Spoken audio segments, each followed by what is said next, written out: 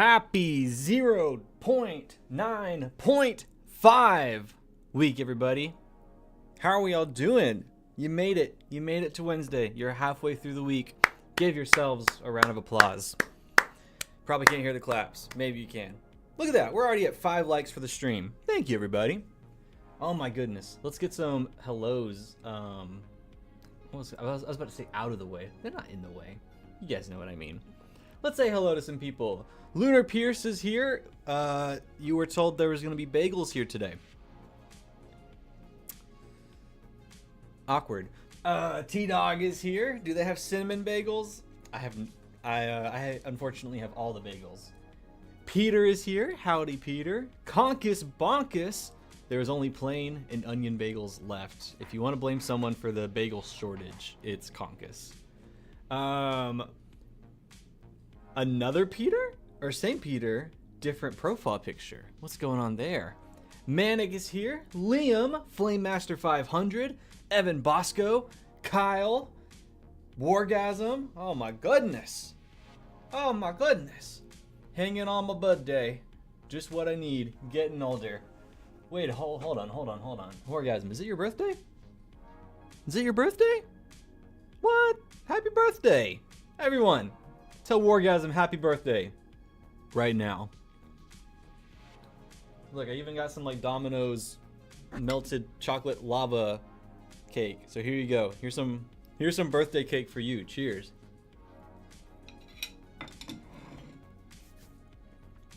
I can't believe I'm not seeing any happy birthdays. Come on, everybody. Happy birthday. There we go. Beware the Court of Owls that watches all the time, ruling Gotham from a shadowy perch behind granite and lime. They watch you at your hearth, they watch you in your bed. Speak not a whispered word of them, or they'll send the talon for your head. The Court of Owls. Let me go on a Court of Owls rant real quick. But first, another bite of chocolate. There we go. Now I'm seeing all the happy birthdays. There we go. Okay, so real quick, Court of Owls, only because it was brought up. Energy drink. So the Court of Owls is one of the tests that I use. And this is really only when talking about like the Batman movies. So whether it's in James Gunn's DC universe or it's the Matt Reeves The Batman movies, this is how I tell who is a true, like, who actually reads comics. I guess that's what I'm trying to say. Liam, our interactions have shown me you read comics. So we're on the same wavelength. I know for a fact you and I, we see each other, right? Anytime I see someone mention the Court of Owls, they want the Court of Owls in the Matt Reeves Batman movies. Oh, I want the Court of Owls. They should be the main villains in the Batman movies. It's hyper realistic. Do they actually know anything about the Court of Owls? Like anything? That's how I know. That's my test. Because there's a difference between someone saying, I want to see the Court of Owls in like the new DC Universe Batman movies, and the Court of Owls in Matt Reeves' The Batman movies. You know what I mean? For those of you who don't know, the Court of Owls is basically this creepy cult that has been running Gotham behind the scenes for years. There's a giant Batman story from the New 52 when DC rebooted in 2012. 11? I think it was 12. And Bruce Wayne's like, how did I not know this? How did I not know Gotham is corrupt? But here's the thing with them. They're not just a creepy cult that run everything from behind the scenes, right? They deal with zombies. Someone is like, I want the Court of Owls in the Batman movie. I don't think they know that it's not just, ooh, it's some creepy cult that runs everything. It's a cult with zombie assassins. Ah, I love DC Comics so much. Oh my goodness. Almost 10 likes. Oh my gosh, who's going to do it? Who's going to be that 10th like? That's for sure. It is 38 a.m. for me. Oh my goodness. You need to go to bed. How about that? Lurking, driving home. Hi, Tori. Drive safe. But that is my the Batman / Court of Owls rant. Liam, I think you and I are on the same page. Like, we read comics. Everyone else who I talk to about the movies, because, you know, I'm obsessed with movies. I work in a movie theater. Anyone else I talk to about it, and they're just like, I want the Court of Owls. I'm like, do you know what the Court of Owls is? The Court of Owls is like the Hand if they weren't ninjas. Exactly. 11 out of 10 likes. I don't know who that 10th or 11th like was, but thank y'all for liking the stream. Before I get distracted with some more comic book talk, let me go ahead and talk about just the stream in general today. So usually, Wednesday nights, we are converting the 2025 Monster Manual from Dungeons & Dragons, this book right here, and we're converting it to DC20. Now, I told the people who tune into the streams that when 0.9.5 comes out, we're going to take the monsters that we've already converted from this Monster Manual, and we're going to update them so that they are current with the current edition of DC20. We're holding off just slightly because there's certain conversations I want to have, as well as buy Manic some time, because I would love to start that when DC Crit, the website we use to make the monsters, is fully ready. That's when I would really like to super dive into it. And also got my work schedule for this coming Friday through next Thursday, and Homeboy will not be able to stream Wednesday night, so we're gonna have to reschedule that stream. But I also think the next stream we do is supposed to be the viewer monsters. No, not quite yet. Okay, the week after that is the viewer monsters. Yeah, I saw Sinners yesterday and it was amazing.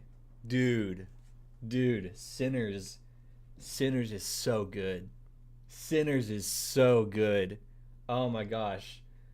No spoilers. The one scene, I was levitating, dude. I was levitating.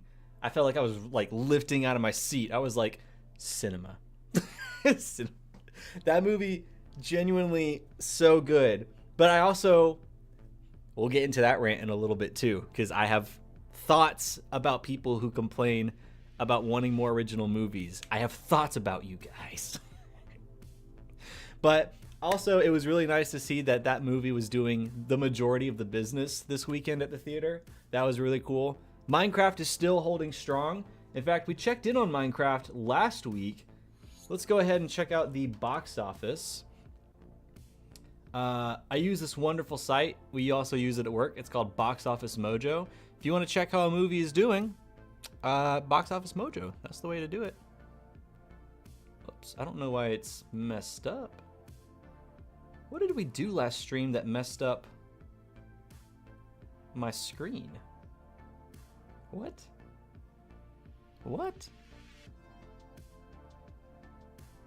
Oh, that would be why. Okay. Hold on. Give me a second. I'm working on it.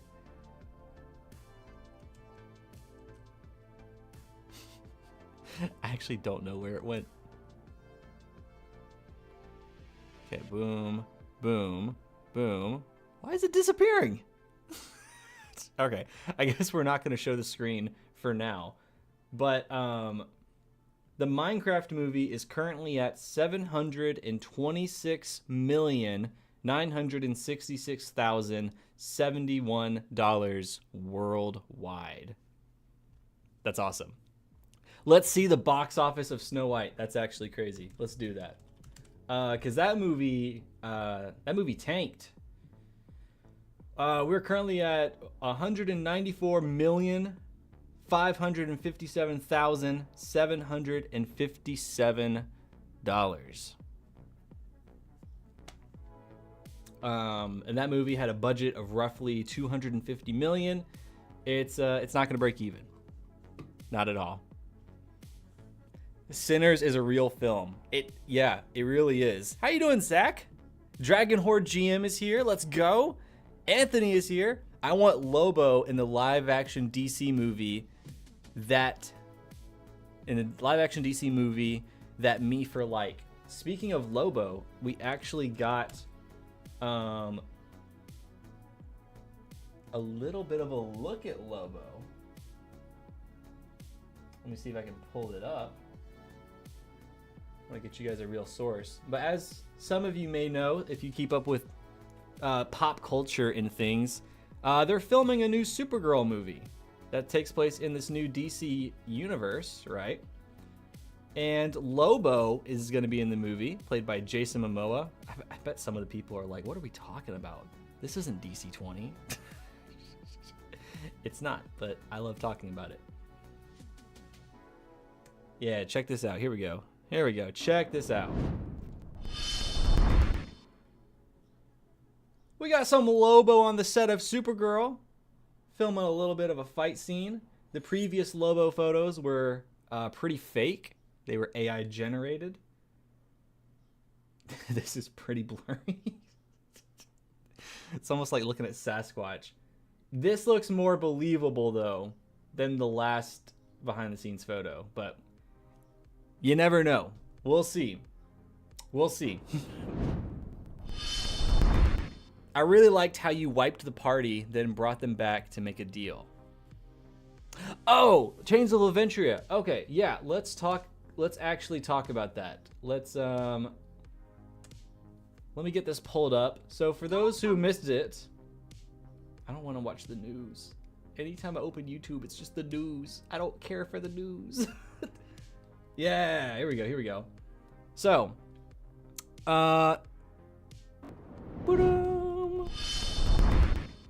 Chains of Leventria was a DC20 one-shot that was supposed to be, or we'll get into it. It was supposed to be a series that was supposed to showcase the 0.8 rules of DC20, right? So the Kickstarter had just finished wrapping up, Gen Con just happened, and we were finally ready to shoot this series. This was part of an initiative that I wanted for the Swordplay and Sorcery channel, and I still want, but now needs tweaking, and Chains of Leventria is a good lesson in how to go about this better in the future. And by the way, thank you for everyone who has taken the time to watch it. Thank you for the love and support with it. I also want to shout out all the people who commented, giving some feedback. That means the world to me, and we can't improve these kinds of projects unless we get honest feedback of what you guys want to see in DC20 stories and actual plays. So I really do appreciate that. Thank you guys for your input. That's why I call you guys producers. That's why I want to treat this like a movie studio. This is our backlot. This is where we make our movies, our actual plays. You guys are the producers, right? So, Chains of Leventria. Let's go ahead and run through what happened with Chains of Leventria. So, I plan it to be 4 episodes and broken up into 2 recording sessions.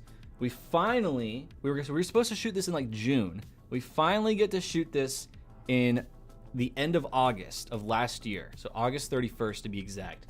It was supposed to be, we film episode 1, film an after show, film episode 2, film that after show. It was going to be a whole Saturday.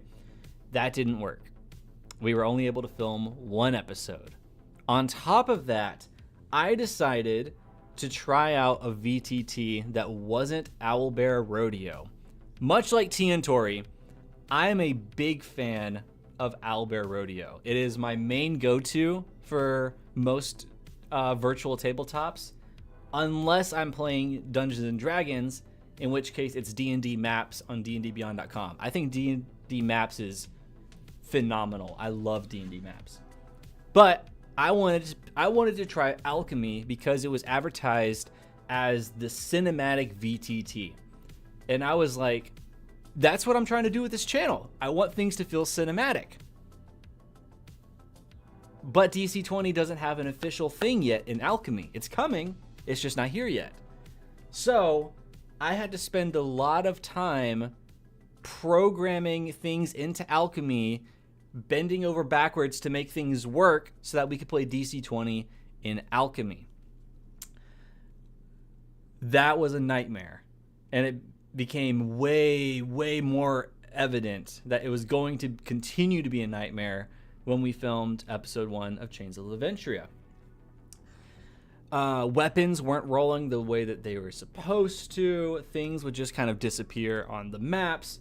And on top of all of this, we were supposed to record the battle map for the episode. And the footage got corrupted. Or the file got corrupted. It got corrupted, right? That, along with many other personal videos and things, but that for that project got corrupted, so no battle map. So the next thing I was going to try was, okay, Hero Forge. We used to do Hero Forge animatics. I had a friend who specializes in it. Jonovic makes a bunch of great maps, has a really famous Forgotten Realms map, has a Patreon and everything. So I was going to try some of the Hero Forge style. And this is where things started getting complicated, right? So I decided I'm going to do that until we can film the next episode. Scheduling conflicts begin to rise. First, a player moves. Job situations change, opportunities present themselves. So we had a player move. So we had to delay that a few months. But the thing that really started causing a bunch of delays, my friends all live in Georgia. I live in Texas. And around the time that we were going to pick up shooting again, they got hit by the hurricane last year. The news stories really only talked about the damage it did to North Carolina, all the flooding and everything. It didn't really cover everything that happened in Georgia. Was there some minor floods? Yeah, but there was a lot of wind damage. Georgia doesn't really have that happen ever, right? So obviously that pushed things way back. Chains just had to go on the back burner. That wasn't the priority. It was the friends back home, making sure, one, that they're safe, but two, that they don't feel like they're under any kind of obligation to get this thing done. Hey, you guys have your own thing happening in your state. Do what you need to do, right? I'll just focus on episode 1. So I start focusing on episode 1, and this is where Thanksgiving starts to come around, and then I kind of get hit with a freight train. We'll call it a freight train. And my job situation has to change. So once everyone was kind of recovering from the hurricane and able to kind of get back into things, I wasn't ready.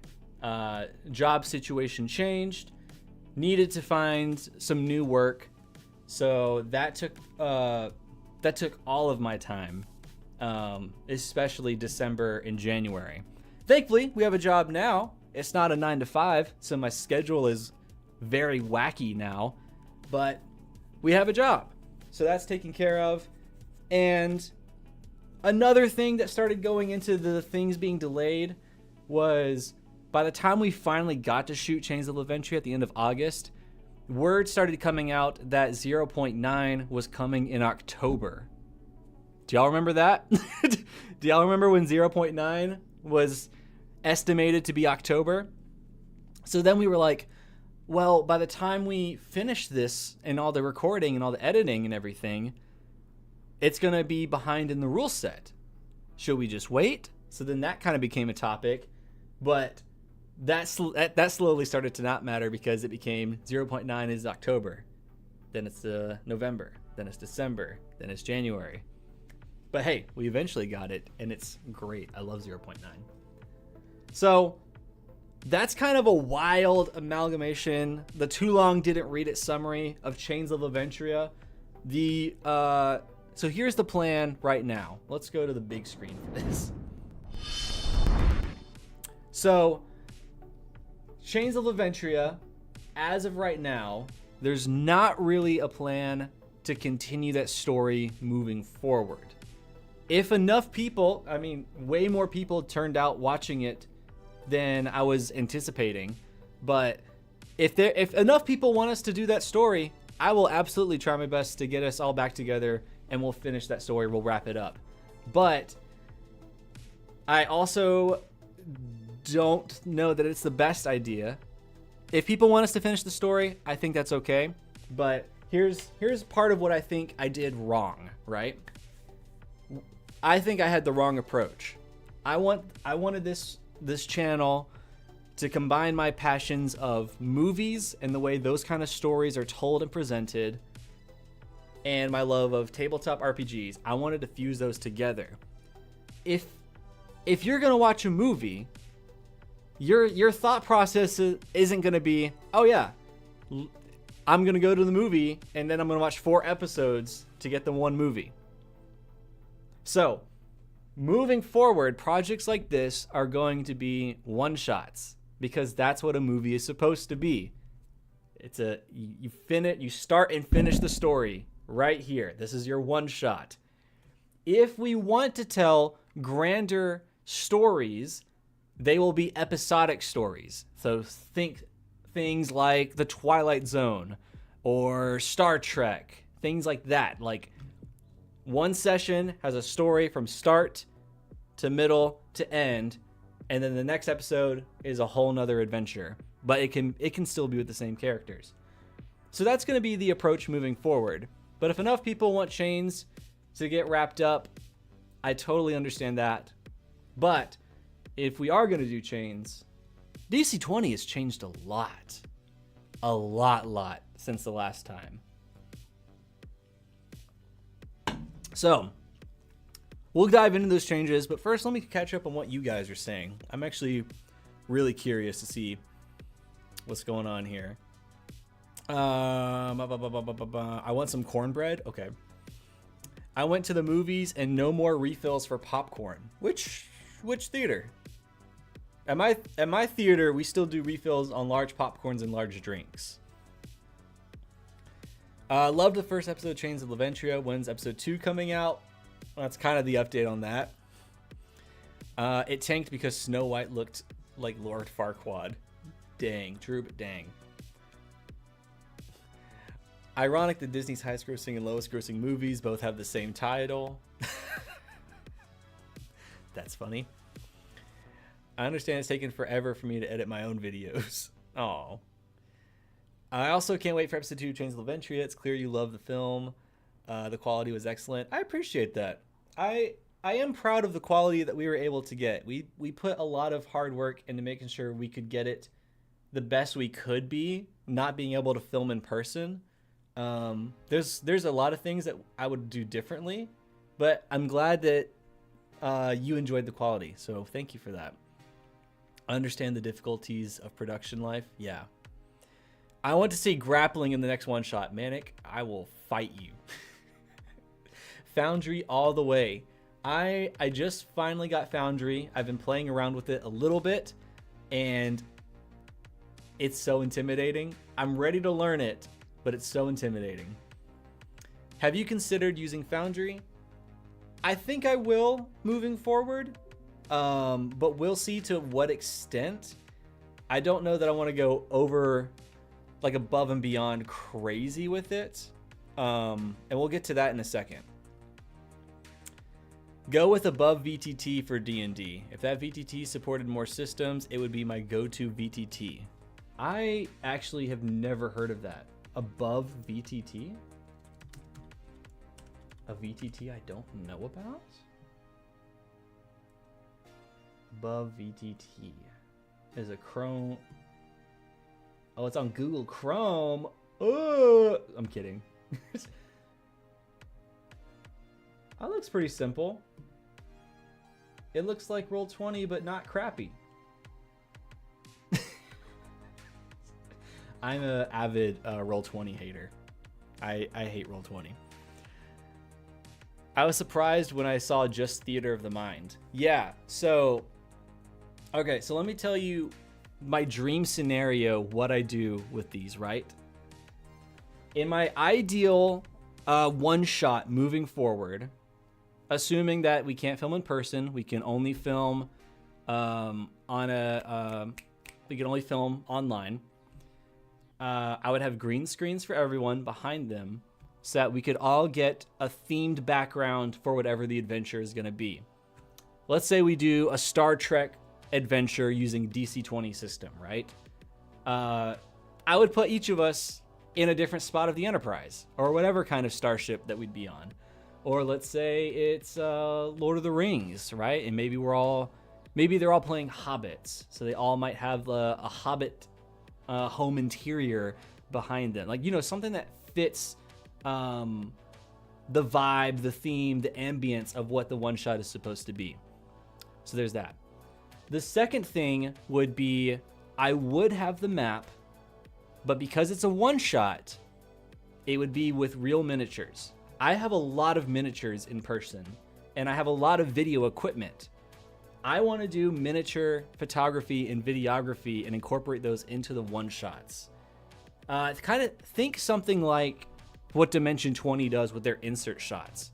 I want to insert miniature recreations for key moments of the battle, and then use a recording of whatever VTT we use to help me figure out what shots I need to get, whether it's a close-up or a detail or a movement shot or an above shot, whatever the shot is, use a recording of the VTT to help me figure out what that's supposed to be and make it a storyboard.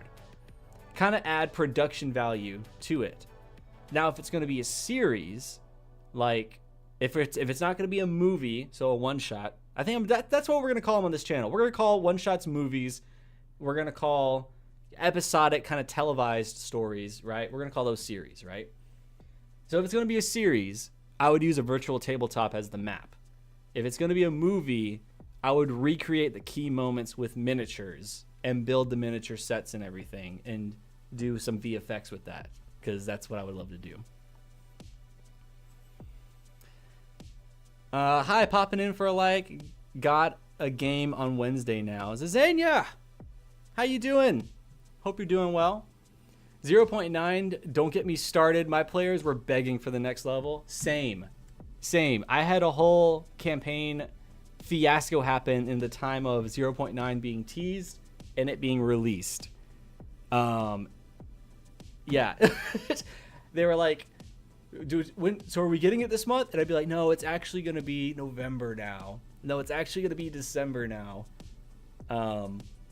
Yeah. We made it through 0.9 though. We now have it, and it's genuinely a blast. 100% on board with finishing the story. Okay. So when are we doing that? I have no idea. Conkus is one of the players. Conkus is Connor. How long was the session before you cut it down? You know what? I can actually look at that. So the finished product, with credits and all, ended up being about 45 minutes. And let me go to Chains of Leventria, episodes, raw footage. Let's see, get info. Okay. So, Chains of Leventria, our session was about an hour and 18 minutes.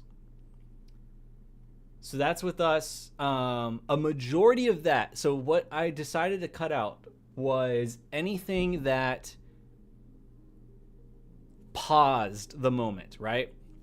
So it, like, for example, let's say it goes to my turn, right? And I need to look up a rule clarification, or I need to figure out what it is I'm doing. Anything that paused and wasn't just, I'm doing this. Unless it was a very funny detail, I would cut all that out. Because you'd get through the turn, and then it'd be like 5 or 10 minutes before the next player's turn. And I was like, personally, I'm bored out of my mind watching that. If I can just get it, my turn ends, The next player starts, says what they're going to do, rolls it, the thing happens. Boom.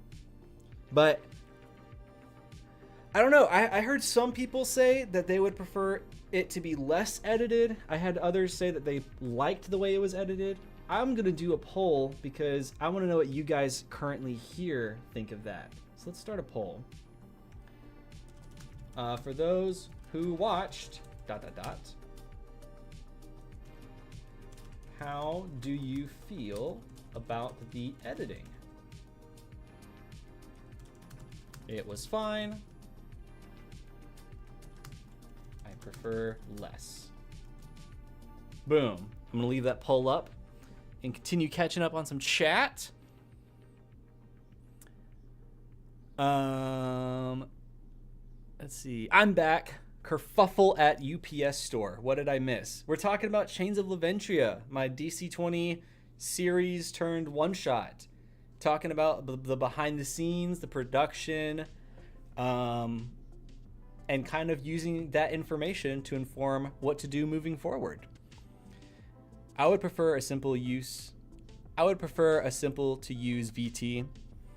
If you need Foundry VTT help, I have no problem helping you out. I got a bunch of assets and been doing lots of assets, free Mondays or Wednesdays to help guide you through.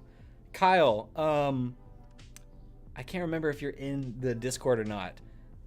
If you aren't in the server and you want to be, !Discord in the chat to join the Swordplay and Sorcery Discord server. But Kyle, shoot me a message on Discord. I actually wouldn't mind talking a little bit about Foundry and where to start, tips and tricks, because I hear everybody does it differently.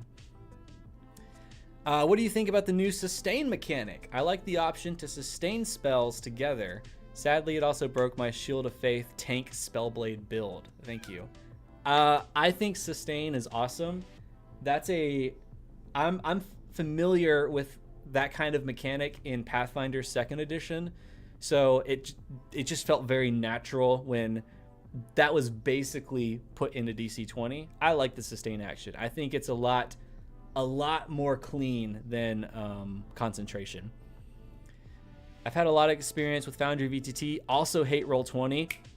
Yeah. Where are my Roll20 haters at? If you're willing to consider players or guest GMs you don't know personally, I volunteer as tribute. Also shoot me a message on Discord. I would love to chat about that. Gotta keep slow rolling those levels to stretch it out till 0.10. Thankfully, I have a new campaign started with my home game, but my home game keeps getting disrupted because I work in a movie theater. We played Saturday nights. I work Saturdays and every night. I don't have weekends anymore, and I don't have nights anymore. Let's see what else we got. Editing is so much work. It is, but it's work I enjoy. Shoot, guess I'm getting pulled away, but good luck with the stream. Everyone give a like. Everybody go subscribe to T and Tori, or else I will find you in the not nice way.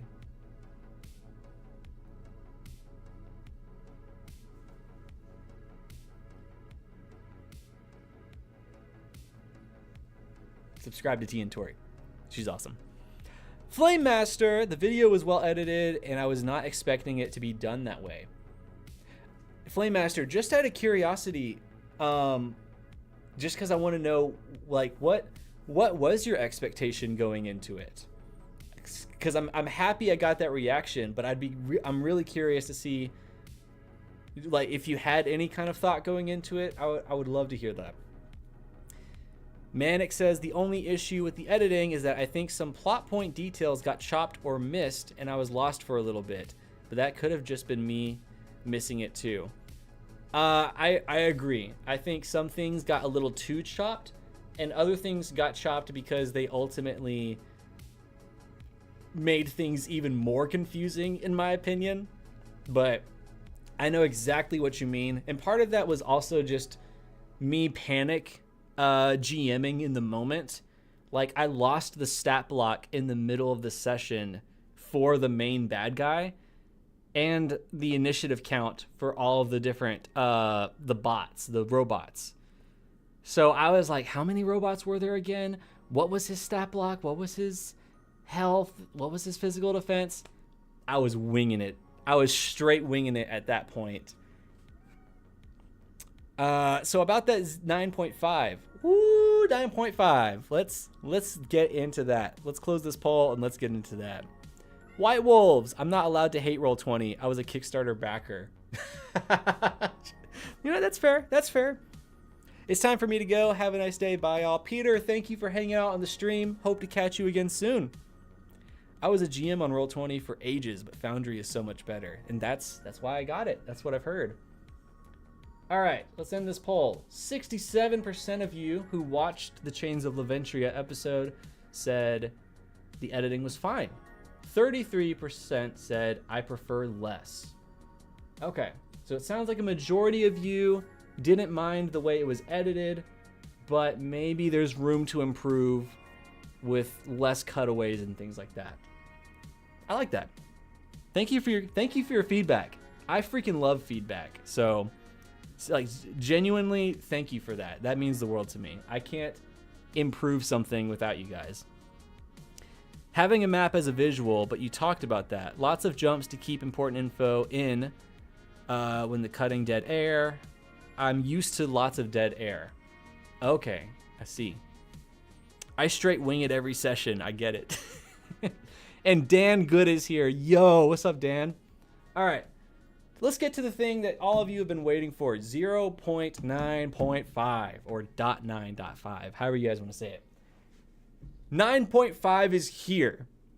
And here are the things that I knew going into it. I knew we were going to have a new defense. I knew that the defenses were going to have new names. And there was generally going to be a new way the defenses worked. I knew that some conditions were getting reworked as well. That basically covers what I was thinking with it, right? What I was not expecting with 0.9.5 was the amount of changes I just wasn't aware of. So, the changelog is public. So I'm going to be referring to the changelog, not specifically reading the rules word for word, bar for bar. That's not allowed. We're not doing that. But we are going to go over the changelog because it is public. It is on the DC20 video explaining 9.5 on the DC20 channel, not to be confused with the Dungeon Coach channel. So we're just going to go down the list and just kind of chat about it because there are some things that really took me aback. I was admittedly a little surprised. Some of them in cool ways, some of them in raising an eyebrow kind of way. You showed up just in time, Dan. My power just came back on. Welcome back, Ryan. My T-Rex can now stomp the ground for AD. No one will expect that. We're going to get into PD and AD. Because I had some thoughts that I wasn't expecting to have with PD and AD. I feel like I keep going. I feel like I keep having highs with the new defense, and then lows, and then back to highs and back to lows. This is where I'm at with the new defense system. But we'll get into that, right? So, the new character sheet, which, you know what, we can show the character sheet. The character sheet has been shown off on the Q&A streams. So let's do that. Let me make sure I have the right thing pulled up.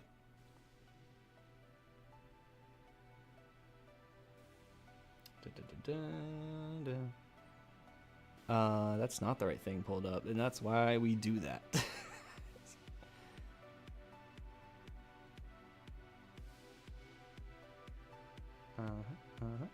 Oops. Okay, so. Whoa. We made that way too big, but you know what? That's okay.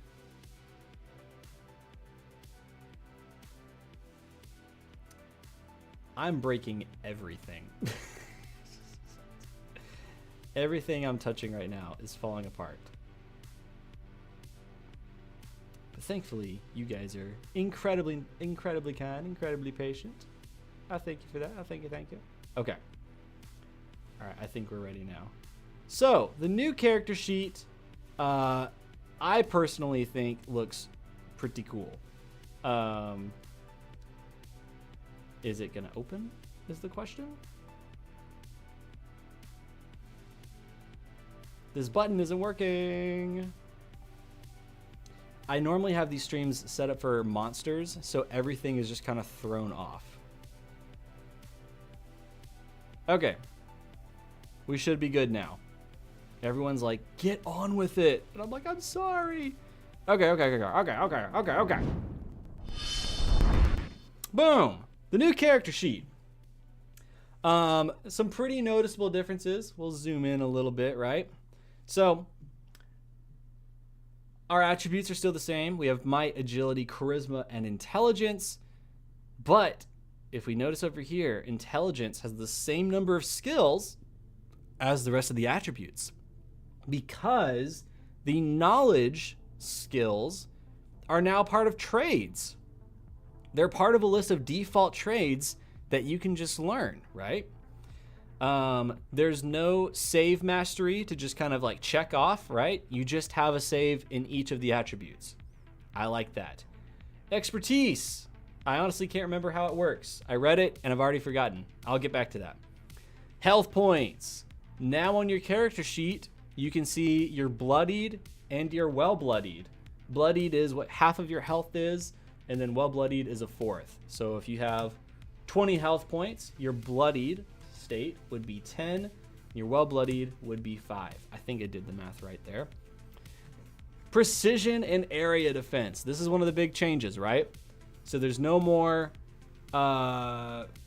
physical defense or mental defense, or then it was mystical defense, right? It's precision and area.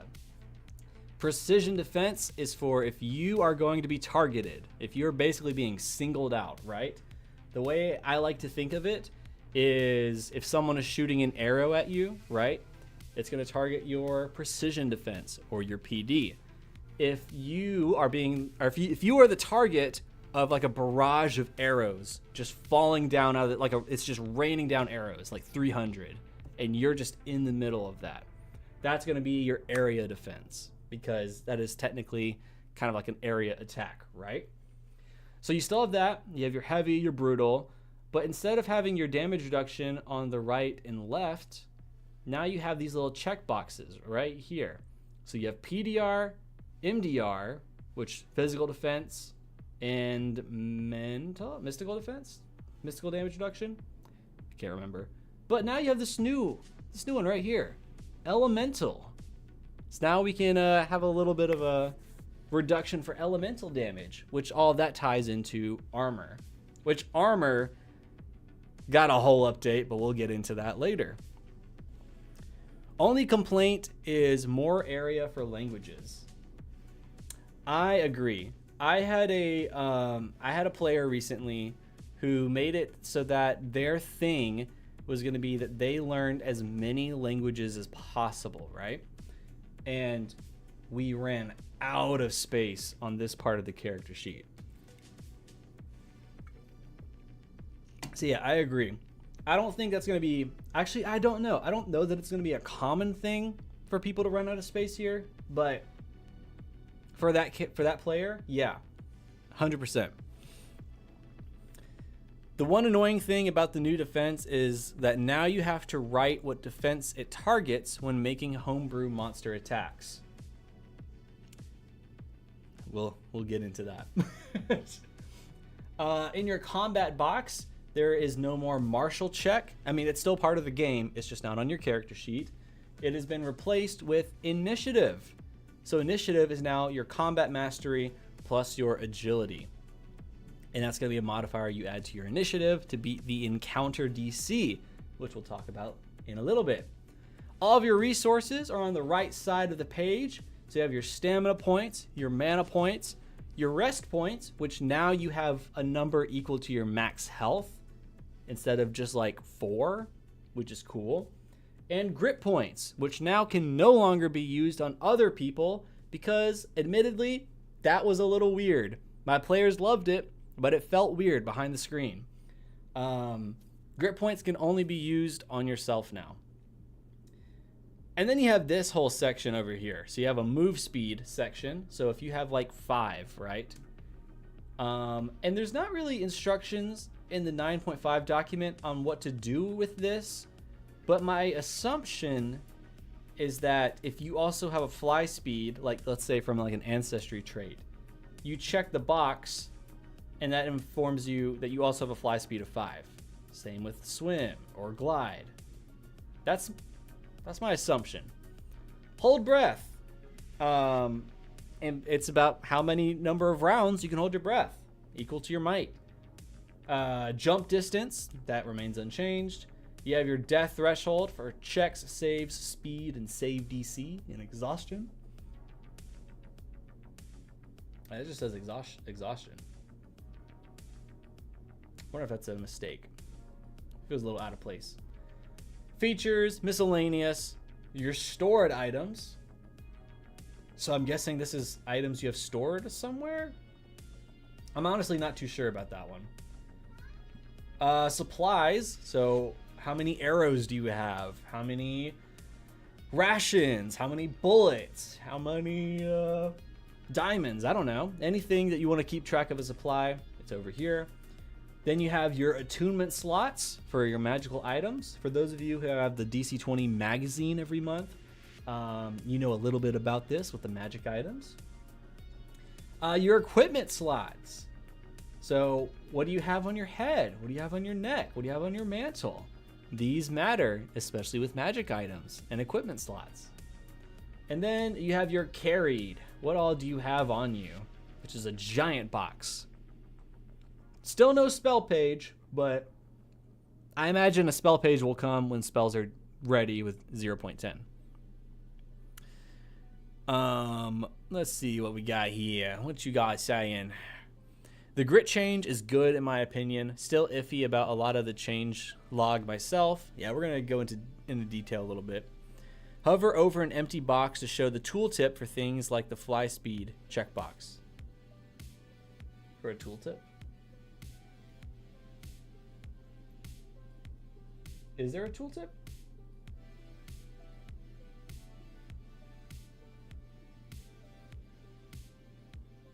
I do not see what you were talking about. I don't know what you're talking about. Hover over an empty box to show the tooltip for things like the fly speed checkbox.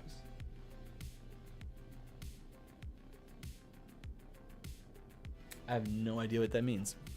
Move speed has 2 boxes, I think. The left for half speed and the right for full speed. Oh, does it? Oh, it does. Weird. Okay.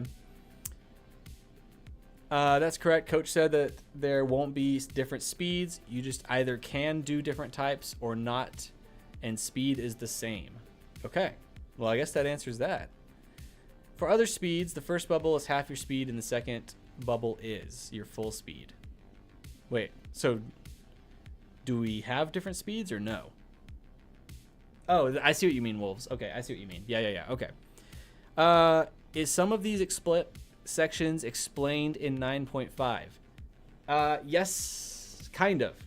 So, I actually went through the character creator the first day that this launched to build out a character, 1 level at a time, up to level 3.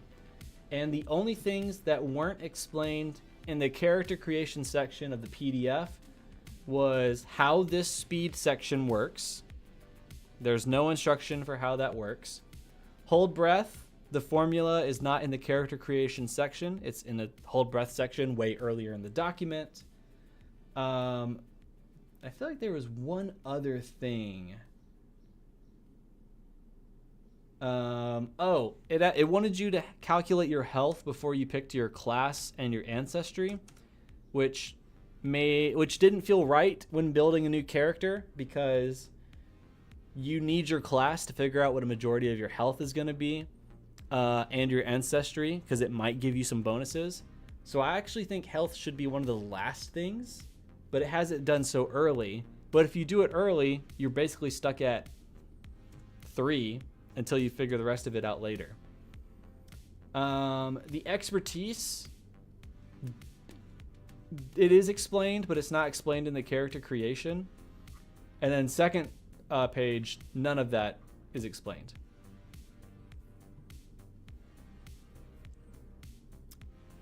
In unique movements, 1 pip equals half your speed, 2 pips equals your... Yes. Maxim Smirnoff is here. And hello, Yarden.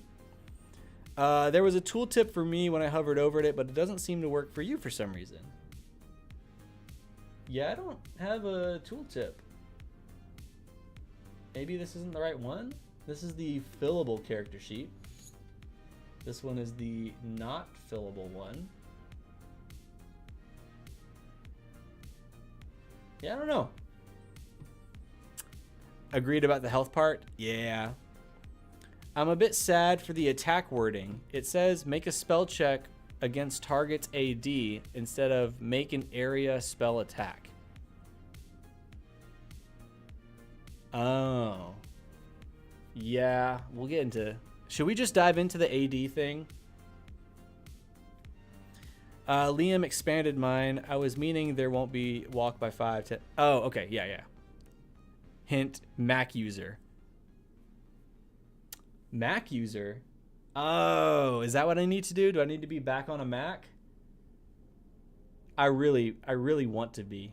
I slowly hate Windows the more and more I use it. I really do. Mac for life. I love Mac. It's clean. It's simple. Oh, and the way that you search through a PDF makes way more sense than on a Windows. Also, why can't you just uninstall something by dragging it to a trash can? That's dumb, Windows. Fix that. Anyways. Man. Yeah, y'all making me miss Mac now. Oh, I thought you were on a Mac. Wasn't sure if your PDF viewer supported tooltips. You know what? This is a PDF viewer on Opera GX, so maybe that's the thing? Maybe that's what's making it weird? I don't know. Yeah, Mac all day. Shame you can't play most games on it. On Macs, yes you can. You absolutely can. Macs before 2020? Not really. So like the MacBook I have, no, cannot play games on it. New Macs though, they play games very well.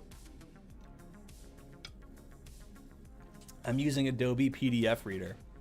Yeah, I don't have anything Adobe anymore. Yeah, it's probably the PDF Reader. So let's talk about this changelog a little bit. Okay, so gaining attribute points.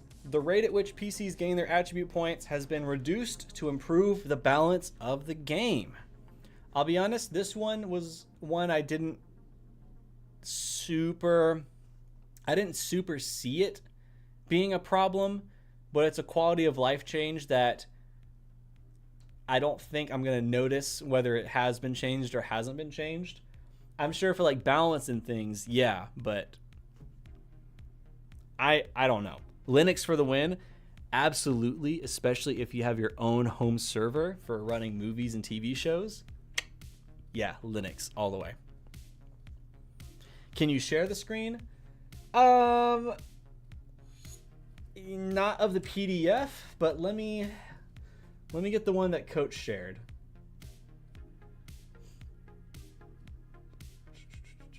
Let's see. DC20. You might hear Coach scream for a second. He said, yep, here he goes, hey. All right. A discussion of the new defense options and more.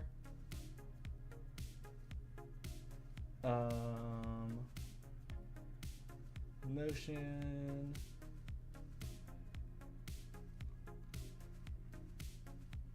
Actually, I don't see. He said the Notion thing was going to be in the description.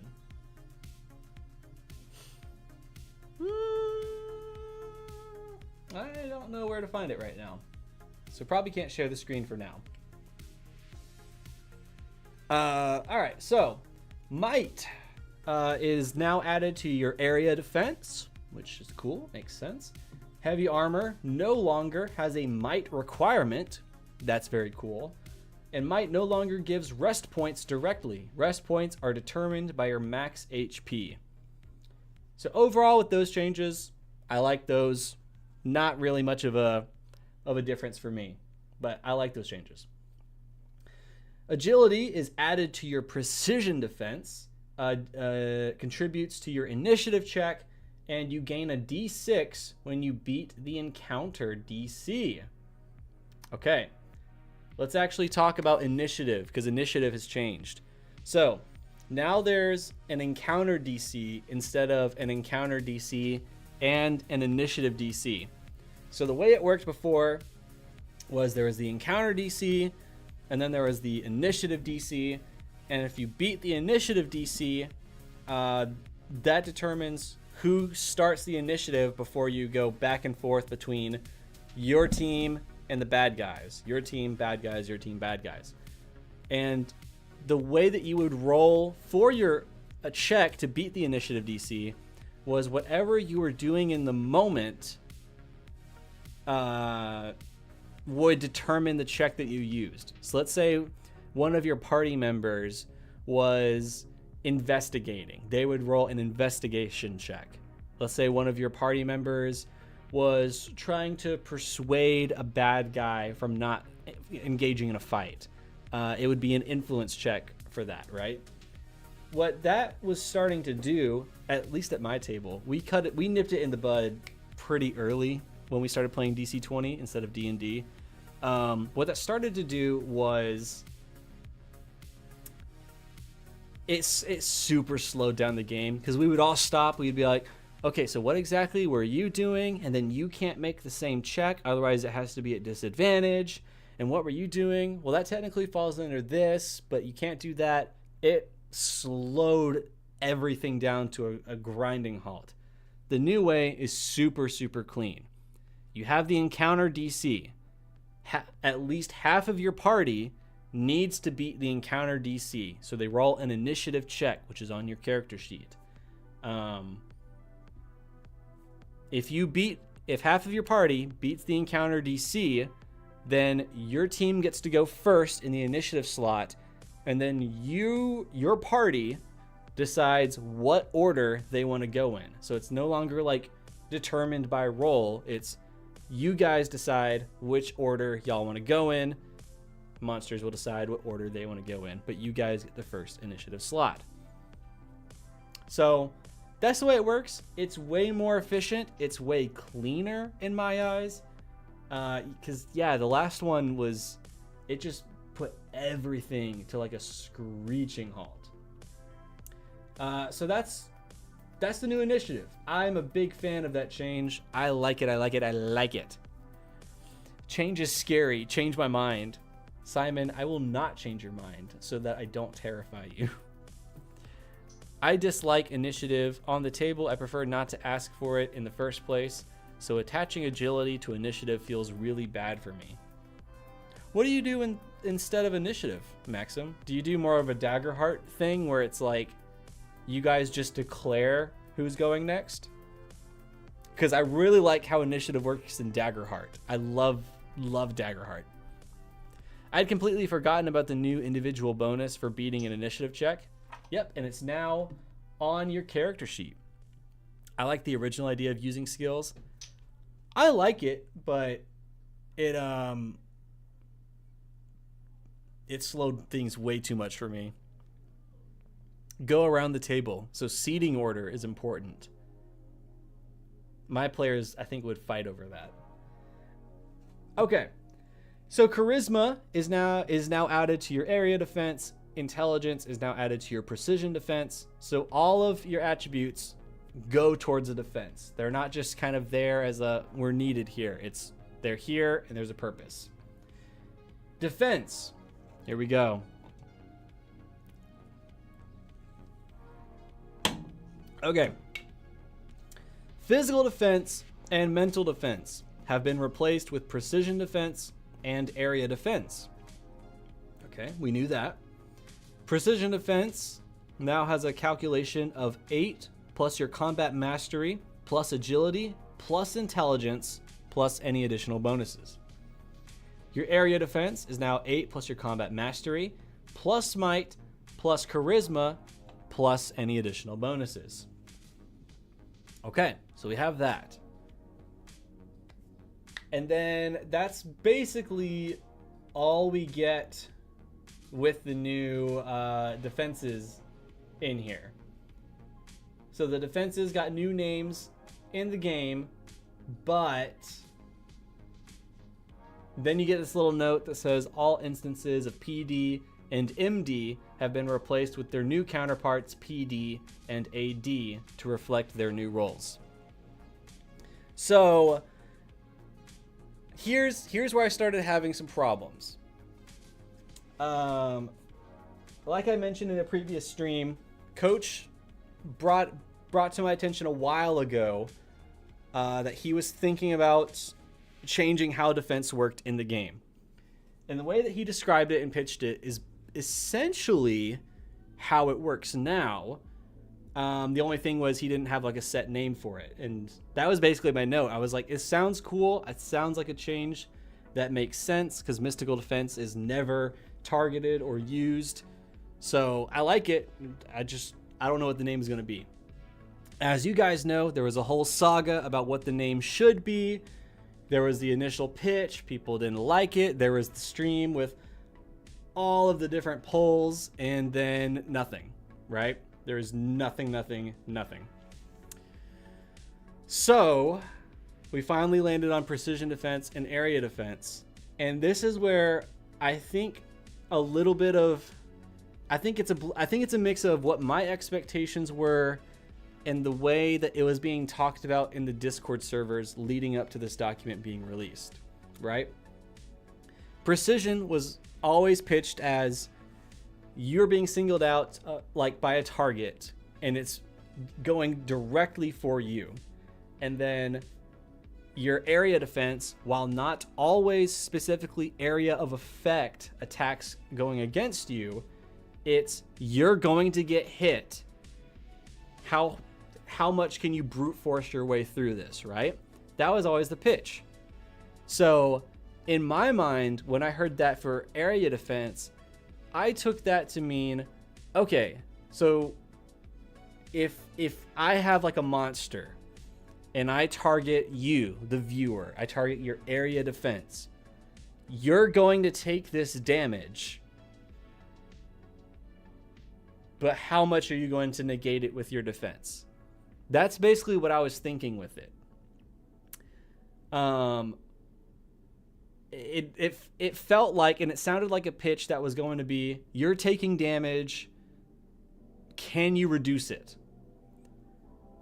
And when I was describing this to players, other people have been slowly trying to get into DC20 and started having conversations with other people in the Discord server, I started having a little bit of trouble understanding it. I was like, okay, wait, hold on. What is it actually, what is the purpose of this if it doesn't really work like that?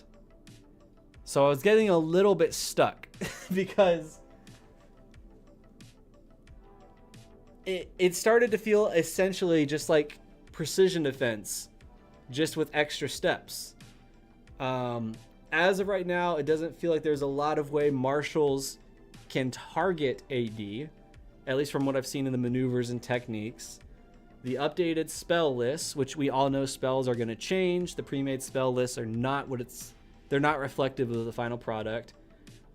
I think only one of them targeted like a group of people in an area, and it targeted their AD. And then on a hit, they deal damage. But then again, if you spend mana points on a spell and you miss, it still does half damage.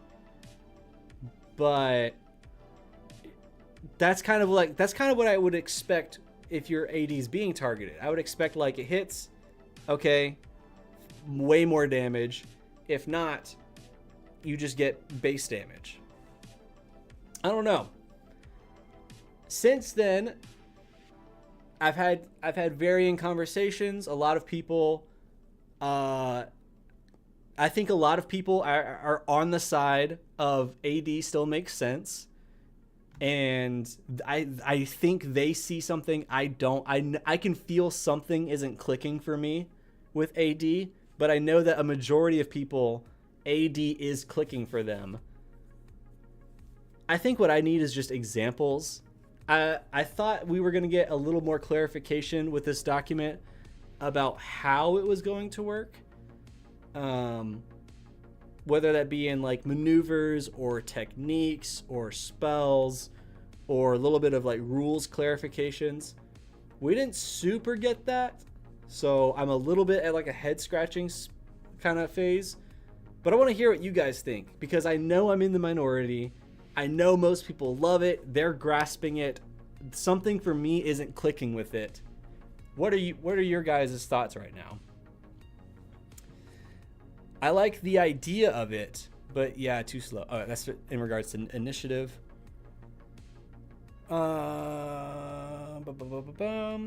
Skills for initiative didn't work in Fate. Don't think it worked here as well. Fate was a game I thought I was going to love, and then I did not love. With all stats affecting defenses now, we are getting closer and closer to each version to encouraging not dump statting. I agree. I think you also still can, but you know, I'm not super bothered or worried about that. I wish they could have made the skills work to get more love for them. Knew it needed a fix. It definitely needed a fix. If we're talking about the initiative skill thing, needed some work. I think it was mentioned before that half damage on failed spell will be going away. No shot. Is it? You know what? If it does, I think I'm okay with that, because everyone at my table, including me, forgets that that's a thing. I think that's fine. Maybe you need to read through the techniques and spells that have those changes to get a better understanding of it. I have, Lunar. I have. I read through all the maneuvers, all the techniques, all of the spells, and I still don't fully understand. A majority of them target PD, not a whole lot target AD. So I'm like, I've gotten some behind the scenes things I can't really talk about, right? Because patron chats are patron chats. But I've gotten some clarification on some things, but I can't speak to that. Can't speak to that. Coach, that the half damage spell rule is on the docket to be removed since everyone forgets about it. Yeah. Yep. I'm on the same page as you. I need to play it to feel how it works. I want to play it. I don't know how to play it, because I have what my headcanon is for it. Because like, if I'm going to run it right now, like let's say I have a session tonight and I'm going to run it, personally, I'm going to have monsters that are built to, they just do the damage, kind of like a magic missile. It just does damage, but it targets your AD. But somehow your AD negates it. I don't know. I don't know how it works. I don't know. I view AD as you getting hit, but the higher your AD, the stronger of a hit is needed to actually damage you. I view AD as you're getting hit, but the higher your AD, the stronger of a hit is needed to actually damage you. See, that's where I'm getting a little mixed feeling about it, because I will hear that, I'll read something like that, and in my head I'm like, okay, that makes sense. I can pitch that to my players, no problem. And then one of my players will be, well, we could apply that same kind of logic to precision defense if we really wanted to. We could still say you're getting hit by a sword or an arrow, but the higher your PD, the more of a bigger hit you're going to need to damage you. So it's when my players start doing that to me that I'm like, oh, wait, hold on. You're kind of right. So how do I make this click for you? Because so basically this is what I mean by I'm on a roller coaster. I went from I like the idea to then I start thinking about it and I'm not sure. And then something makes sense again. And then someone points something out and I'm like, oh wait, it doesn't make sense now. This is me. I keep I'm on a roller coaster. I'm on a roller coaster. That's why I want to have. That's why this stream is a little bit of a help me thing, because you guys are very informed. Maybe it's just Maybe it's just that there's so many things changing with DC20 that I'm finding it hard to keep up. I don't know. Maybe it's a me thing. Maybe it's just I'm having trouble keeping up. Maybe that's it. I love the new defenses and armor system the moment coach introduced the changes. I really like the new armor system a lot. I think it's clean, it's not confusing, and it's just as customizable as the weapons. I love it. I think I like PD and AD. What examples TDC use on marshals? Fighters could possibly use a maneuver to do an area attack. There are probably some techniques coming down the pipeline. That's what I'm thinking, Manic. I'm thinking later we're going to get maneuvers and techniques and other examples that make it make sense. But I don't know, maybe it's slight letdown or disappointment for me that we didn't get those answers or clarifications in this document.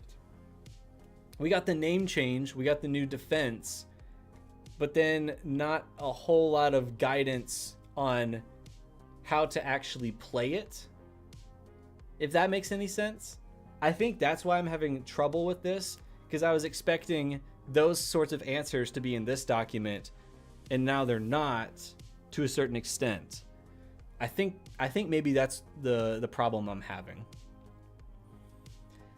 Initially, it feels weird. I was against precision and area versus physical and mystical, but now I'm coming around and realizing that Marshall not being able to target both was a problem, and I like the fix.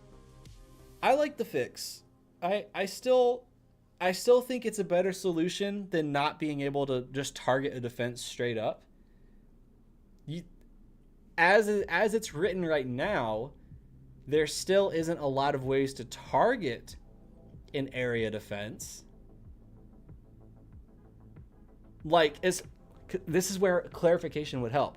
I don't think, because someone implied this earlier when I was going back and forth in the Discord, the Dungeon Coach Discord server earlier. Someone implied that they would be targeting as a marshal physical defense, and if that wasn't doing anything, they would then start to target the area defense. So it's more of like a tactical switch up thing, like to expose weaknesses. So I was like, that's cool and everything, but I don't think you can just declare, I'm going to target this defense now. So like, how does it work? I don't know. I have ideas, I have theories. I know other people have, this is definitely how it works. No, this is definitely how it works. And I've seen some behind the scenes things, but you know what I mean? I thought we'd have a little more guidance, a little bit. I expect a lot of the usage of AD spells and techniques will come with 0.10. White Wolves. Oh man, hold on. You might be right.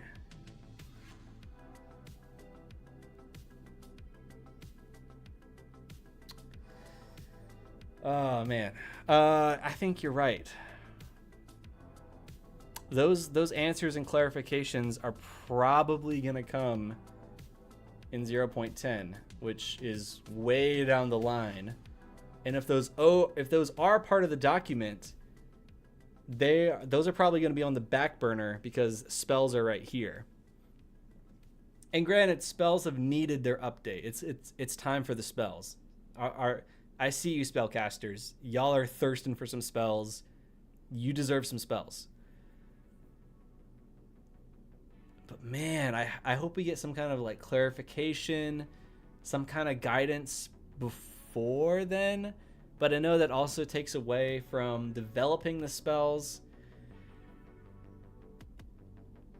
Hold on. This is starting a whole new thought process for me. This is like,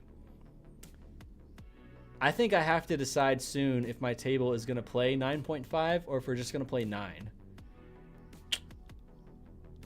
It might have to be that we do 9.5, but we just don't use the new defense system.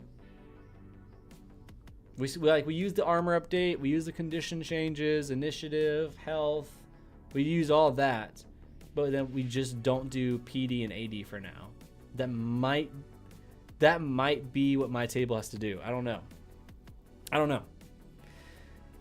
It would be good to have a list of examples. Yeah. That said, I will probably still be homebrewing some effects like an extra AP enhancement to switch from PD to AD or vice versa. Interesting. I like the idea of PD and AD. As of right now, I believe it's used the same as PD.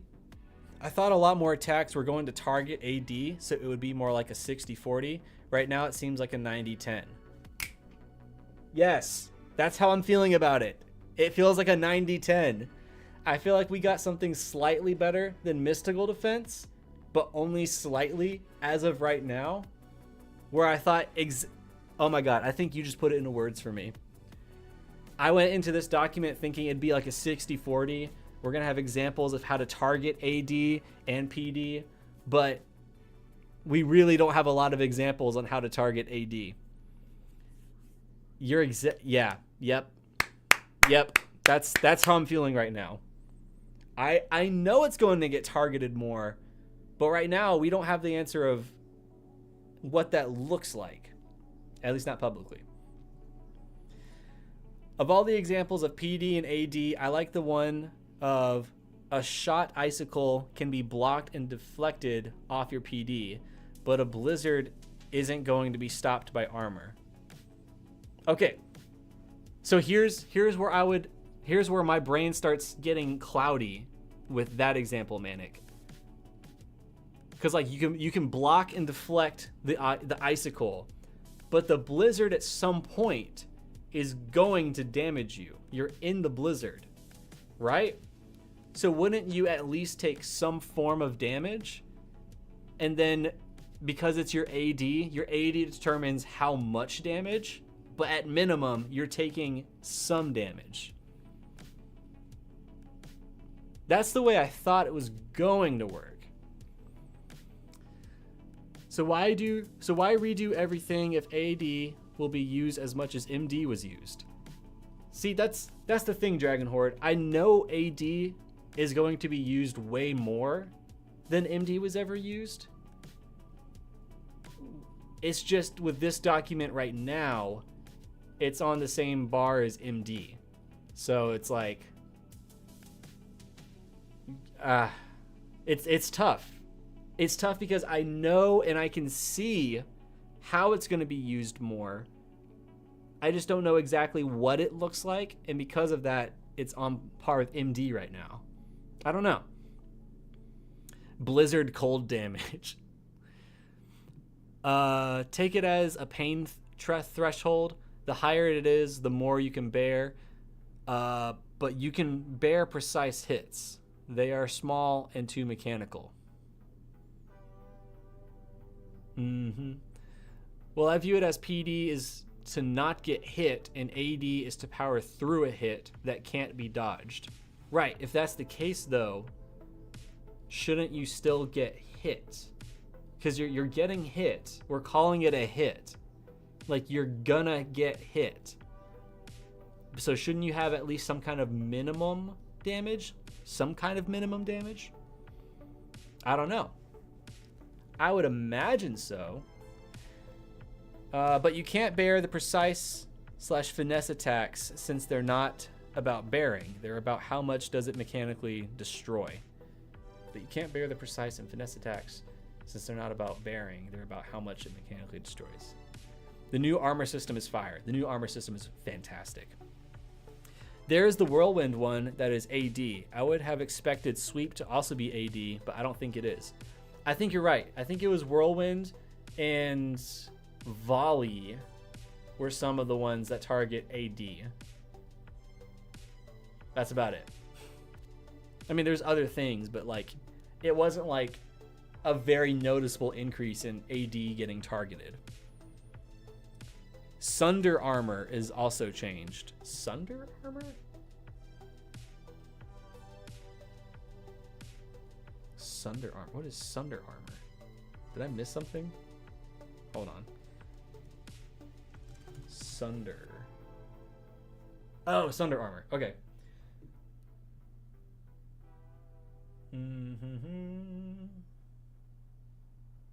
That's PD. That's PD. But volley is AD.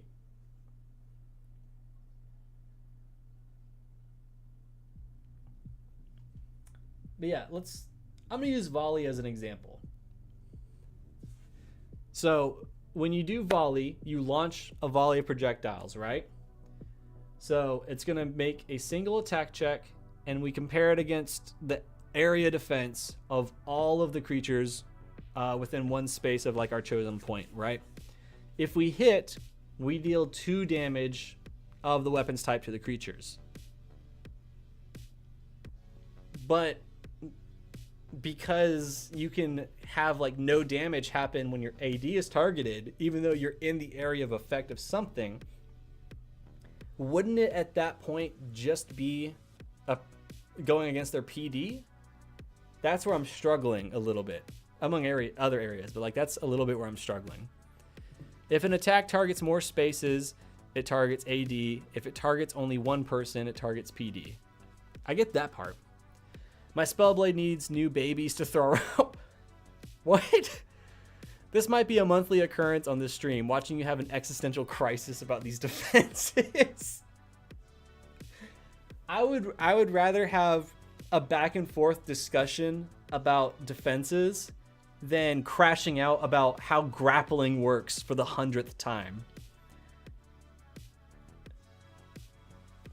It doesn't matter what system I'm in. Grappling is the bane of my existence. I hate grapple mechanics so much. I don't know a system where it's just, it makes sense. I hate grapple so much. Maybe we could choose which defense our weapons targets.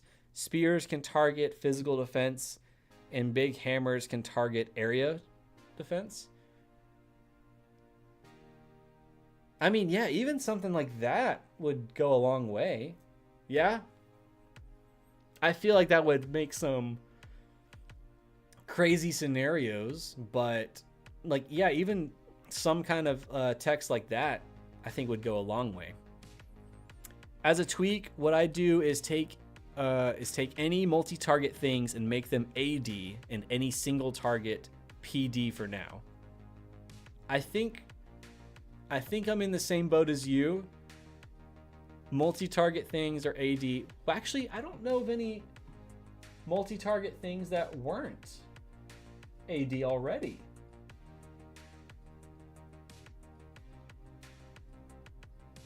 I'm pretty sure the multi-target things are already AD, if I'm not mistaken. Polls are a lie. We learned that from Coach's stream. Oh man, it sounds like we needed a DC20 magazine of spells and techniques to hold us over. On a side note, the next DC20 magazine looks so hype. I'm genuinely excited for that. I'm so pumped. I'd run a Blizzard as maybe every 1 game hour. Sorry, energy drink time. I'd run a Blizzard as maybe every 1 game hour I make an AD attack against everyone. Sometimes high AD users take damage, sometimes not. Someone's running up the apartment stairs. Sometimes high AD users take damage, sometimes not. They sort of are resisting damage by not taking it as often.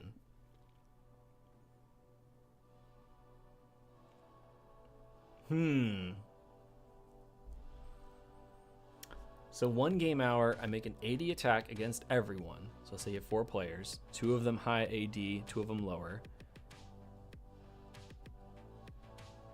Sometimes the high AD users take damage, sometimes not. They sort of are resisting damage by not taking it as often. So by putting your stats in favor of AD, you're making it less likely that those things are going to damage you. The lower ones are probably going to take on more damage. But that's still that still makes it feel a little strange to me that it can still be 0. But I see where you're going with that, though. I see where you're going with that. That's a great mechanical example of making it click for me a little bit more. When we switched from in-person to online games, we also tried Roll20 because it was free. We regretted it. Foundry VTT for the win. I can also give some tips on how to use Foundry if needed. Dark Killer 25 on Discord. I appreciate that. You know what, let me take a note of that, just because you were kind enough to throw that out in chat. Let me make a note of that, because I'm gonna need all the Foundry help I can get. Oh, I see what you did. I like that. That's a cool username. All right, got the note. I appreciate that. You can get hit for 0 damage. This is the character completely bearing and absorbing the hit. Hit doesn't have to mean that damage has occurred. If we're going with that, though, wouldn't it have made sense to make them more of a narrative-based name? Because we ended up going with the mechanical name, right? Wouldn't the narrative names have been Fortitude and what was the other one? Fortitude and Endurance.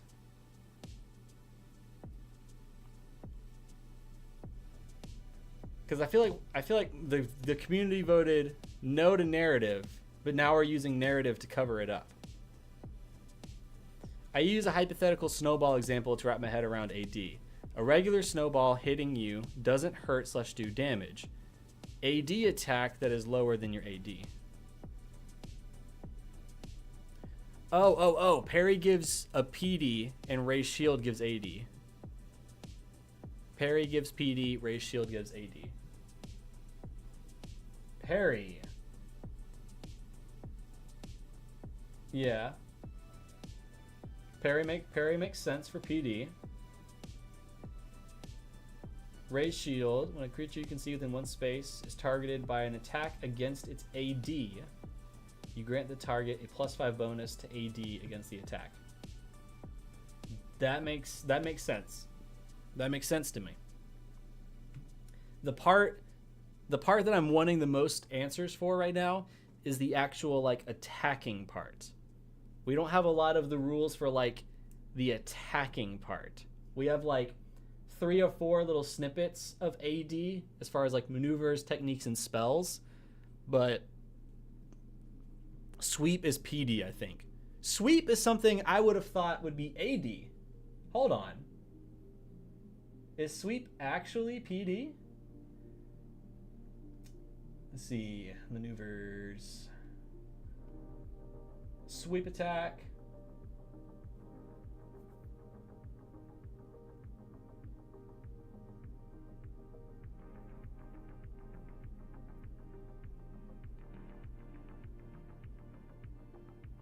Wait, are you talking about the sweep attack? I don't see it targeting either.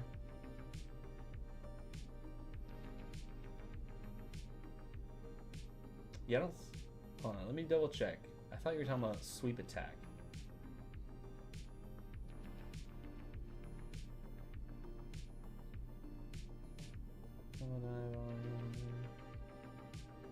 Yeah, I'm not sure. Trapper's Trap, attack AD as well. A snowball would actually be PD, but to get the idea across. Astral Self can target AD. The hell is Astral Self? I don't remember that one at all. Oh, it's a subclass in the monk. That's why. I don't like the monk. Let's check it out.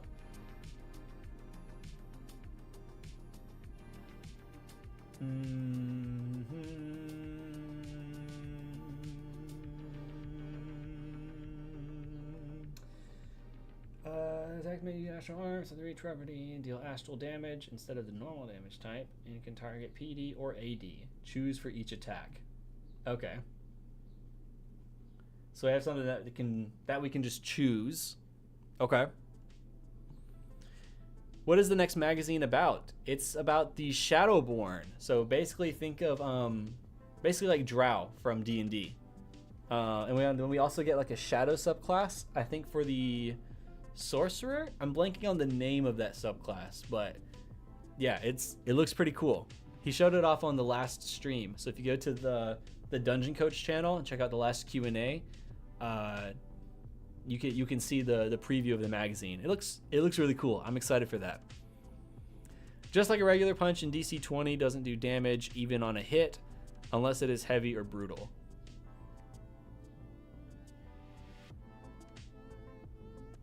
That's an interesting way to think about it. A regular punch in DC20 doesn't do damage. I don't think I knew that.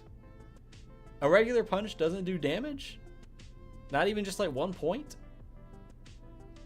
That feels weird. For PD, you dodge. For AD, you bear. But you can't apply both. If it's dodgeable, it precision. If it's undodgeable, you can only bear it. Right. And then that's where I'm like, but bearing implies you're going to suffer a little bit. There's going to be some kind of consequence. Next magazine is Shadowborn Ancestry. Yeah. I'm playing Oblivion Remastered at the same time. I can't wait. I have it downloaded. I just need to start it. Should we all just hop on a Discord call together and pool our knowledge of Foundry VTT? I'll tell you what my knowledge is. Zip. I know zip all about it, right? Honestly, the most confusing thing at the moment was the hosting. That's insane. I honestly just might use one of those like subscription things to host Foundry, because that whole IP setup thing is too much work.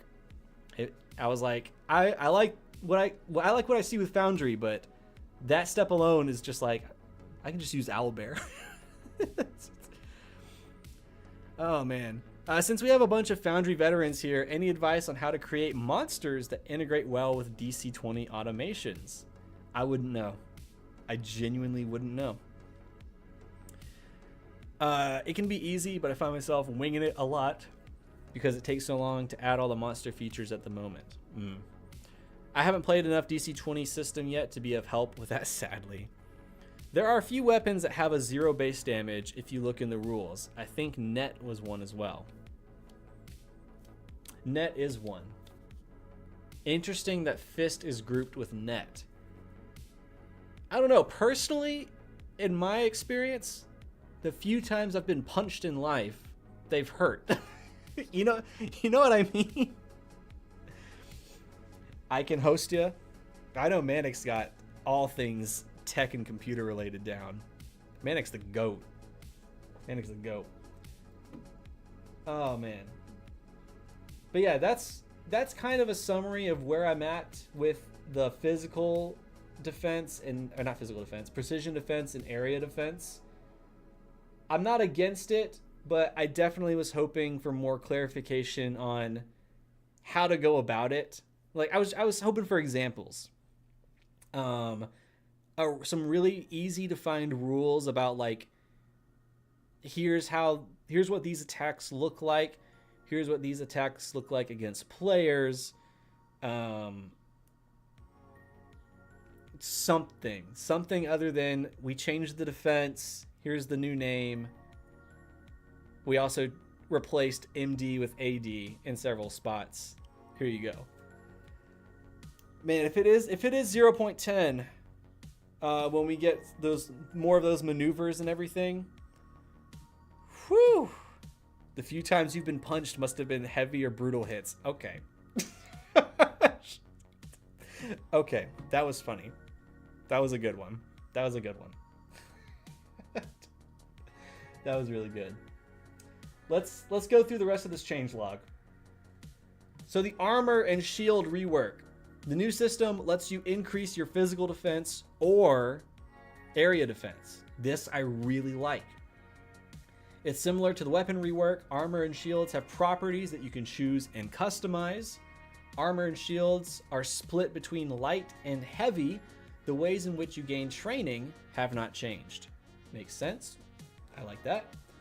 The main difference between light and heavy is that only heavy armor and shields can take on negative properties, allowing you to specialize further. That part's been really cool because it's almost like the ancestry system in a way. Like you have like points, but you can spend it on the negative points to give yourself like an extra point to do other things with your heavy armor, but you still have a negative. It's really cool in that way. I like it a lot. I can provide the good old wizard answers to all your questions. Fireball. Okay, Fireball. I doubt Fireball is going to be a spell in the game, but let's say Fireball is, and it's under the elemental spell category, or spell school. Which, by the way, I haven't had a chance to deep dive into the spell school names. I haven't been able to catch the spell streams in a minute. When I last saw them, he was still narrowing down what the spell schools were going to be. Like there was a massive list, and it was slowly getting whittled down. But yeah, I need to see what I think of those. Woo! I can provide the good old wizard answer to questions. Fireball. Okay, so if Fireball's in the game, right, and that targets your area defense, that's a spell where I would think you would take at least some damage from that, right? You're in the middle. You're in the center. The Fireball's point of origin is on you. And you're not going to take any damage from that.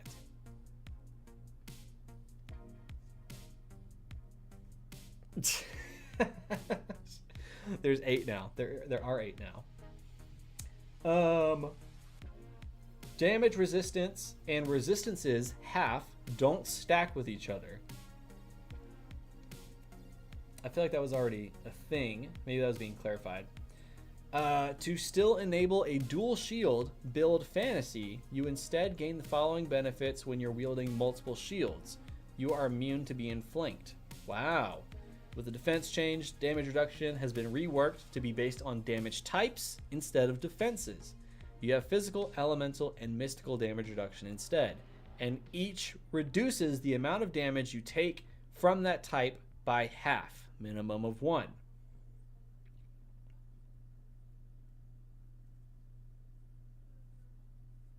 I'm guessing that still only applies with regular hits. If your armor or shield has PDR or EDR, it applies to both of your defenses. I like it. Health points. They have a new formula. Your HP formula has been replaced by your class HP. So that's a big reason I want health to be placed later in the character creation process, because you need your class and you need your ancestry in order to know what your health is going to be. But you're instructed to get your health calculated before you pick those, and it's like, well, I don't know what my health is going to be yet. Rest points, they match your maximum HP. Grit points no longer apply to allies, but you can use as many grit points as you would like for bearing damage or save resolve. For bearing damage is interesting. Stamina recovery. Stamina features can no longer be taken via talents. I think that's a great change, and have been moved to be part of the class's mastery. The old way, you recovered 1 stamina point each time you activated your class's stamina feature. The new way is you can recover half of your stamina points once per round if you activate your class's stamina feature. I liked it a lot. I think it was fine at lower levels, but there were several conversations where people were like, at higher levels, there's not really a great way to get a lot of your stamina back easily. And I like this. I think it's a good change. Death's Door threshold formula has been updated. It's now Prime plus your combat mastery. Death save results have been reworked and made it so continuous damage persists on Death's Door. All changes I like.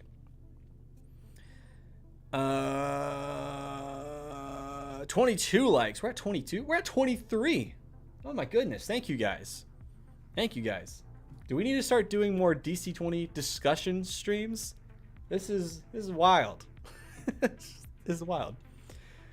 It is a little bit of work adding the mobs info, but if you want to cheat, just add the HP and have your stats on Excel or other area. Then just use the VTT for holding the current HP. So basically having your sheets separate. That's what Coach was saying. Higher levels became SP starved. Yep. Yeah, I saw some conversations about that. We haven't played higher levels at my table, so I don't know, but that's what I've heard. Starting combat, we talked about that a little bit earlier. Conditions. I wasn't expecting conditions to get the changes that it got. And I need to play it, but from the sounds of it, I think I like it. Here's what's going on with conditions. So we changed the format to bullets as it's easier to parse the information. Some wording has been cleaned up as well to be more precise. Grappled and prone have been moved out of conditions and are now listed in the creatures in combat chapter alongside flanking as positioning effects. You know what that means? It's time for me to relearn how grapple works yet again in DC20. Oh man, I get to learn how grappling works yet again. Lord have mercy. Removed nested conditions as it increases complexity, slows gameplay, creates balance issues, and makes rules harder to track. This was so true. Oh my god. Putting conditions on the monsters or the players at the table, and that little like nesting, like kind of like Russian doll kind of thing, right? Where it was like, you have this condition, and then that condition has 3 other conditions in it that you have because of this. But hold on, the definition of these conditions also have conditions, and it was like one condition would give you like 6 or 8 different conditions. It was wild. I think this is a lot cleaner. So no more nested conditions. I like that. All X conditions are now written as such, and bleeding and burning have been added. Added condition resistances and vulnerability located after the conditions list that grants advantage on checks and saves against the conditions. Condition resistance or disadvantage instead, condition vulnerability. That sounds like it's going to be an interesting little update for the monster stat block if you take little notes of that. We added a new condition called immobilized. We added a new condition called tethered. We separated the heavily conditions, heavily dazed, heavily impaired, into new conditions. They are now called disoriented and weakened. Okay. Doomed no longer affects your death door threshold. Instead, it now reduces your maximum HP and the amount you are healed by a value of X, X being the number of doomed stacks. It now reduces your maximum HP. You can no longer use minor actions while incapacitated, rattled, renamed to frightened. Frightened, renamed to terrified, and surprised now reduces your current and maximum HP by 2.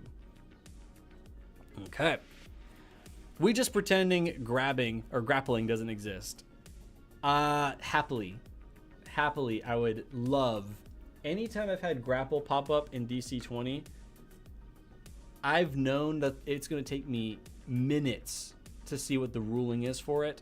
So the way I've been doing it, here's how I've been doing it at the table, so we can do it, we can get it out of the way.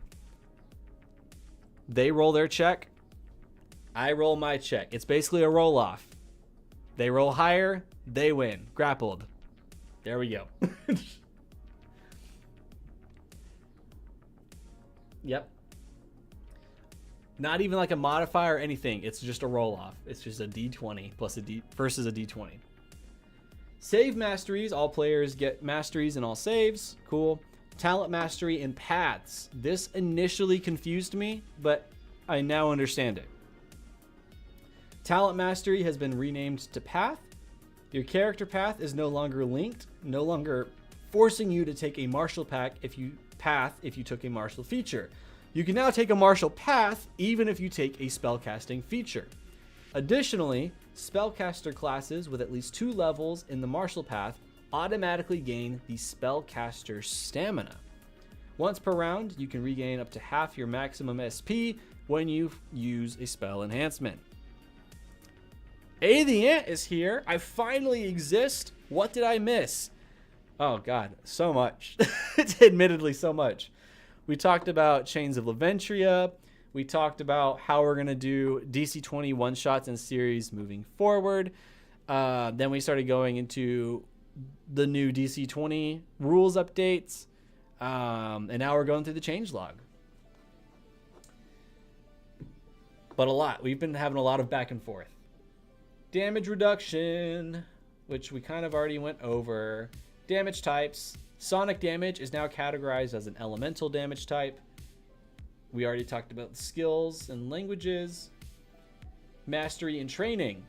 1 skill point can now be converted to 2 trade points, maintaining knowledge's 2 for 1 value. You can now increase your mastery limit in 1 skill or trade by spending 1 skill or trade point, respectively. A skill or trade can still only benefit from 1 increase to its mastery limit at a time.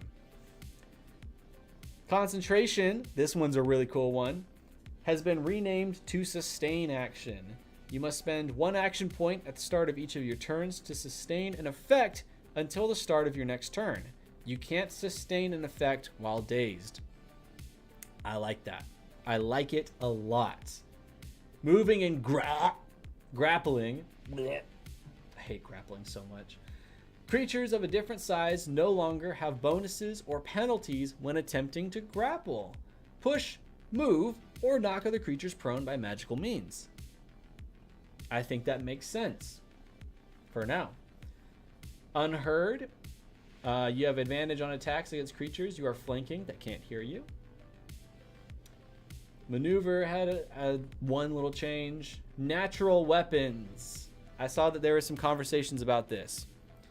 Natural weapons are now a defined system in the game. Natural weapons count as weapons. Natural weapons are considered wielded by the body part they are on unless it is occupied with something else. I don't like grapples in D&D, but DC20 might change my mind about it. Simon, are you also struggling with grapples in DC20? I find myself struggling with grapples in DC20. I find myself struggling with them in most games, but that might just be a me thing. I'm not a big grapple person. Dual wielding only works when wielding a weapon in each hand. Natural weapons count as weapons, so they can allow unarmed dual wielding. Interesting. And the second attack from dual wielding can be delayed as long as you remain dual wielding. Opportunity attacks are no longer triggered by standing up from prone and triggers when a creature draws a weapon. I like that. Weapon properties, concealable property means that drawing a weapon doesn't provoke opportunity attacks. I like that. And then you had a few ancestry changes, and then you had a few minor class changes, just some minor stuff. But yeah, I haven't played yet, but I will soon. I would love to hear what your experience playing DC20 is like. I love the game. I love the system. Have you seen Zach the Bold's Monk in the last stream play from Coach? It was amazing. Yeah, I think Zach the Bold is becoming one of my favorite TTRPG creators. In fact, my whole list of my favorite TTRPG creators has kind of been changing a lot recently. Like, let me show off some TTRPG creators I like. Let's just share some love. That was a changelog. I would be curious to try grapple as a player. I tried to as a DM and struggle with it. I struggle with it. Let's show off this first TTRPG creator. This is T and Tori. We all know T and Tori. I even got the bell. All. Boom. I don't catch every single stream because admittedly sometimes I'm asleep. But I freaking love T and Tori content. Whether it's with the mascot of the channel or it's with herself doing kind of like a Ginny D kind of vibe of a video. Even the stitching streams are a lot of fun. It's just good vibes when you're on a T and Tori video. I love this channel. Genuinely love this channel so much. Let me get the next one up. I think I'm just going to show off creators that I have like the bell icon on for, because I just love their channels that much. This is the next one that we got. Mystic Arts. I love Mystic Arts. Mystic Arts is so great. Admittedly, I don't watch every single video, but I'm always there. I have the notification. The two most recent ones, absolutely phenomenal. He makes a fantastic point for actually using hexes on your maps. I've been so anti-hex, but I've officially swapped over because of this video. And then he gives an example of how he makes a hex map, and it's so good. He shows you why you don't need to make a full-on map with full-on locations and cities and names and all of that. He's like, hey, here's how to make a continent map, and then you just fill it out as your players explore. If you know that they're going to be reaching a certain hex in the next session, then you prep what's inside of that hex. It's truly chef's kiss. This channel is so good. I know the defense is a little weird, but so many of the changes are amazing. I suggest you use it for future movies. I think so. Just to keep up with the current, what people are expecting out of DC20 content. Absolutely. But admittedly, I find myself slightly confused. Gotta go till next week. Flame Master 500, thank you so much for hanging out. Everyone say bye, Flame Master. Bye, Flame Master. Mystic Arts is a new one to me. Time to take a look. Dude, Mystic Arts is so good. Let me show you another video I love. Where is it? Scheduling. How to play D&D every week for the rest of your life. Genuinely, he has what I view as probably the most perfect scheduling system I've ever seen. And truly, if your players genuinely love DC20 that much, or D&D, or Pathfinder, or Call of Cthulhu, or whatever your system, Star Trek Adventures, they will make it work. The ones who are committed to and want to play, this is how they escape, this is how they have fun, they will commit themselves to a schedule. And this video is so good. He even gives you a Google Sheets link for the schedule template that he uses with his players for how he can look at every date of the month that everyone has marked as busy, or they can play, or they can only play in the first part of the day, or they can only play in the second part. So good. So good. Jakin, can you promote this YouTuber called Swordplay and Sorcery? I think he's really cool. Yeah, I guess we could do a little shout out. If you're new to these streams and if you aren't already, consider subscribing. It's free. It's just one little click, and it means a lot to me. I make DC20 content. We had a DC20 one-shot uploaded recently with some of my close friends. Admittedly, that was for the 0.8 rules, but I make DC20 content, and I had it on pause for a little bit because I was transitioning to a new job, and I was also waiting for this 9.5 document. Now that we have the 9.5 document, I can finally continue on with the next video in the series, techniques. And also probably a video of what all has changed in the stuff that I've covered since. Oh my goodness, we already got a spam bot. We already got a spam bot in the Twitch chat. Alright, get banned, loser. Get banned. You suck. You suck, ban. Get banned. Haha, you suck. L. Alright, let me show off another TTRPG channel that I love. This one is genuinely one of my favorites. I see the notification and I rush to this channel. I rush to it. The Deficient Master. This sassy, beautiful person is only hands on a table. Just only hands on a top-down table. And he's so snarky and funny. And I genuinely love the content that he's doing.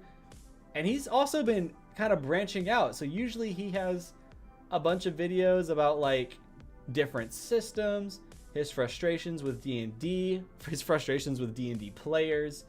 But he also does these other things like Monopoly, but Dungeons and Dragons. Sorry, but Dungeons and Dragons. Clue, but Dungeons and Dragons. D&D YouTube sucks. This is why. So good. I love Deficient Master. The Deficient Master is... I see we got some love in the chat for Deficient Master. Yes, yes, yes, yes, yes, yes, yes, yes. Are you going to get Duke from one-shot quips into DC20 more? Maybe? I don't know. I don't know if Duke wants to focus on DC20 right now. The main thing that Duke does right now is stand-up comedy. So it's starting out with mostly shows in Texas where you can go to a live show and it's sketch comedy, but you know, D&D themed. And that's basically going to be the thing moving forward. So I don't know that there's really going to be branching out into like DC20 or Pathfinder or anything like that.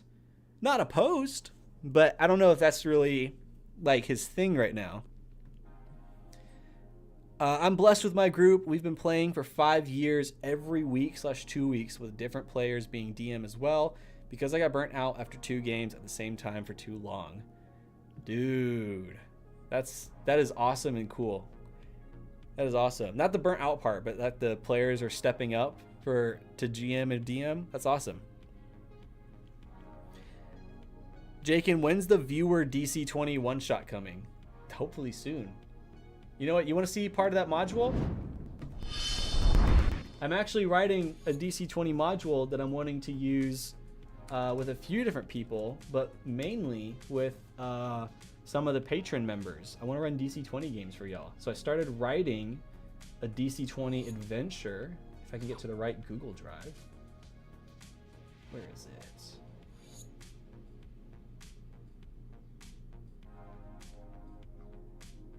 So it's not super formatted right now, but here's kind of the beginnings of it. It's called the Micro World of Madness. This is all you get to see. Just a little bit of an excerpt about generally what I want to have happen, what I want the sections to be. That's all you get to see. That's all you get to see.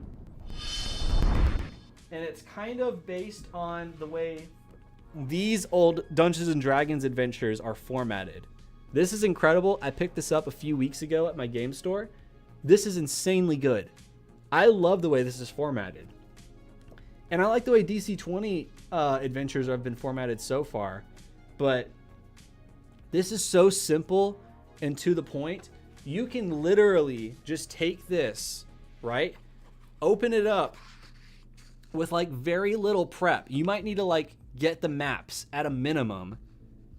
But you can just open it up. You can just start playing.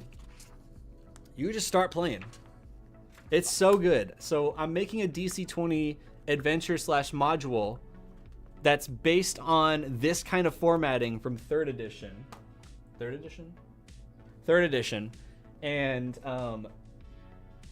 yeah, I'm excited. I'm excited to play it with viewers. I'm excited to play it with friends. Honestly, might be the next movie. Might be. Oh my goodness. Who else should I be shouting out? Oh, I know.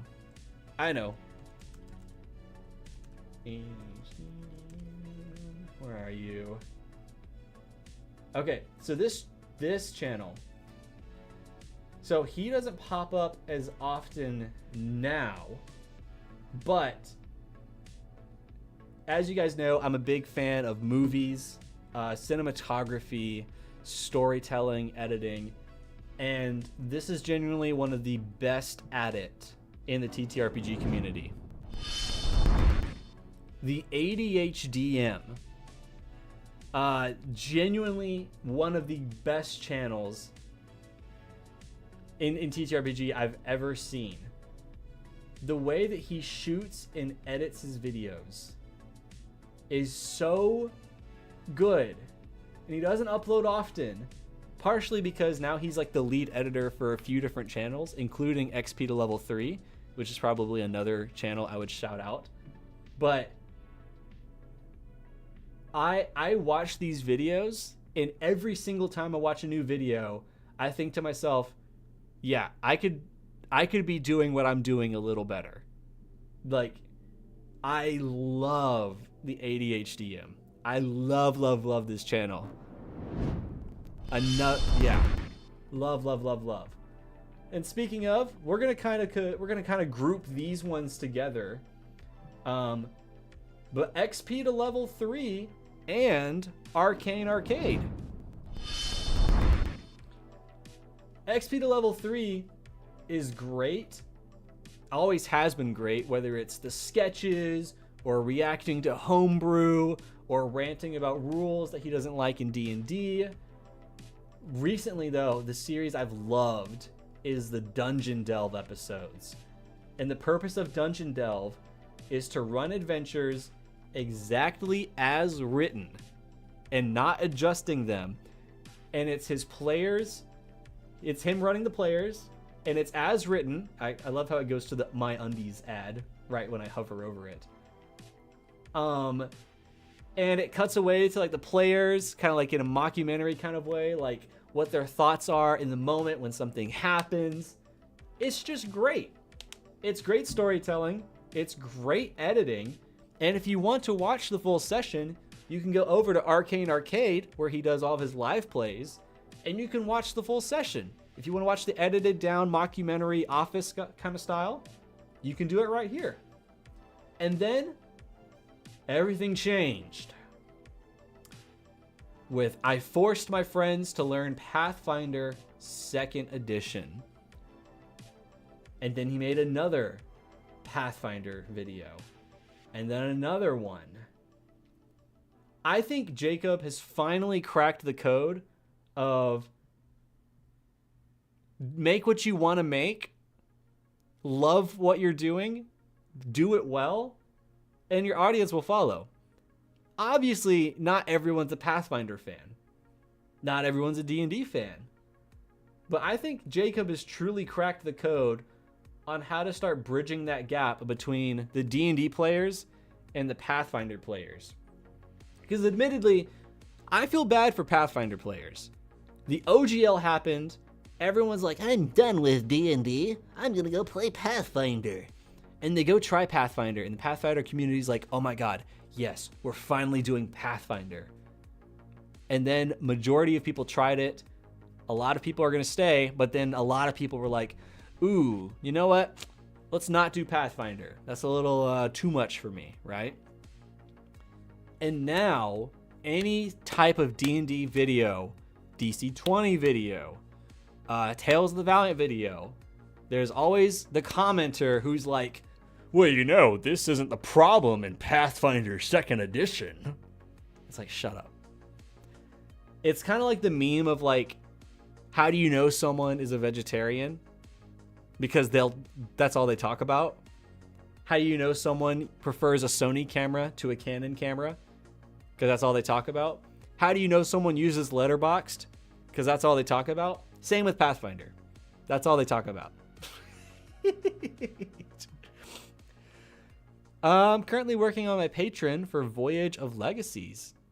Any tips? I want to offer monthly maps, art, short love story, mobs, and behind the scenes, unedited and early content. First, make the content that I assume this is also going to be part of a YouTube channel. Wait, yes, it is also part of a YouTube channel. Yeah, make the content and build your audience. So first and foremost, do that. Make an audience, make content for them, grow that community, and cultivate that, right? Take care of that, nourish that. Then, once you have a community, once you have a following, it doesn't have to be a large following, but let's stay in it, right? Let's stay focused. Then launch a Patreon. Don't launch a Patreon with nothing made already. Already launch it with things made. But don't overpromise and don't promise things you can't provide. My Patreon, for example, needs to be updated. At the moment, I only have enough time for, if you support me in my channel, I can add you in the credits. We have our own Patreon chat and Discord, and you guys will be the first to know about things and get the first viewing of videos, right? That is all I can provide right now. If I could, I would love to give you guys character art, modules every week, character playlists, little side videos. I would love to do so much more, but I don't have time for that. So do only what you can do comfortably and you can be consistent and persistent with. If you can't do it and you don't already have it, don't do it. If you are super set on launching it soon with a channel, then start with just one tier and make it a support tier. Make it $1, maybe $3, but a support tier. And then as you start building that audience, as you start building the following, then you can start adding on more workload that you're comfortable doing. That'd be my advice. I need to go. Have a good night, everyone. Good night, Simon. Thank you for hanging out. Pathfinders are vegans. Pathfinder 2 is on my list to try, and I did, but I think I like DC20 more. I hate running Pathfinder. I love playing it. But yeah, I hate running Pathfinder. Oh man, who else could I show off? Who else? Those are like the ones at the top of my head I immediately rush to watch. I used to immediately rush to Critical Role. I kind of fell off of Campaign 3. Legends of Leventria, I'll check out every now and then.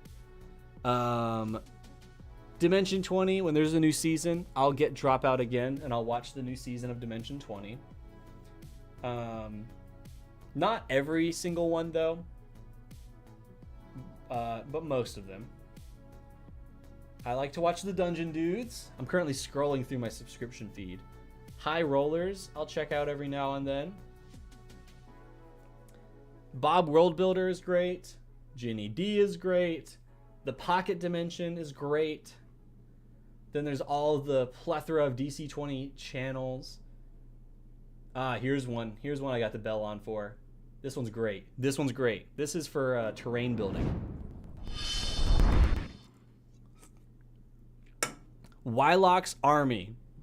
Wylock is one of my favorite craft people on YouTube. I love Wylock's Army. Especially his series where he's a passionate Baldur's Gate fan, like the first Baldur's Gate. And he's been making terrain from the Baldur's Gate games. And it's insane. It's so good. I love Wylock's Army. It's so good. yeah, this is another channel where like I see the notification and I'm like, a crafting video? Yes, please. Yes, yes, yes, please.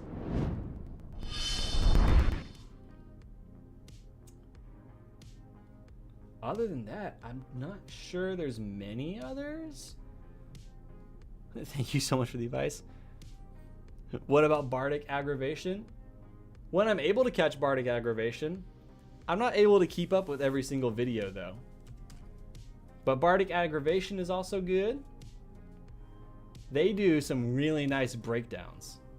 All three of them. They'll be sitting at a table and they just break down a class, a mechanic. They have lots of very like Halloween kind of thumbnails. Let me get them back up. Here we go. Bardic Aggravation right here. Right here. Look at that video that absolutely popped off. Why Legends of Leventria is better than Critical Role. And what I appreciate about these videos is that they're discussions. It's not just like... I'm a clown on myself for a little bit. I also make videos about how to play DC20. A lot of people make videos about how to play it, right? Mine are usually myself in front of a backdrop, or if I need to, or feel like I need to give an example, it cuts to myself as a game master at a table with a player version of myself. But for the most part, it's pretty much, this is heroic parry. This is how this works. With Bardic Aggravation, it's, this is heroic parry. This is what we think about it. And it's a discussion. It's not just, here it is, boom, here's how it works. It's, let's talk about heroic parry. Their peak. Almost like peak D&D. Another DC20 content creator. Used to be just D&D. But they do a lot of DC20 sessions. So if you need to get your fix in, this is another great resource. Also, there's T-Dog. Oh, where is it? No, T-Dog didn't pop up first. There you are. T-Dog. T-Dog was in the chat. Boom. T-Dog is also here. Also have some animations sometimes. I think T-Dog had a new video tonight. Right? Am I mistaken? I thought I saw that in the DC20 promotion channel. I thought. Oh my god, Tori's back! I love BA's banter. Dude, BA left such a great comment on my DC20 one-shot about what I can improve about like the story beat and everything. And I was like, yes, you're absolutely right. 100% agree. Yeah. I'm scrolling through my other subscriptions for like anyone else I jump to anytime I see the notification bell. There's so much TTRPG content that I watch, especially DC20. I watch Claudio a lot. Avenue Studios. There's also a lot of filmmakers I watch. Dead Aussie Gamer for Pathfinder content. Love Dead Aussie Gamer. I love Dag. Oh, how could I have forgotten this one? Dice Times. Boom. Dice Times.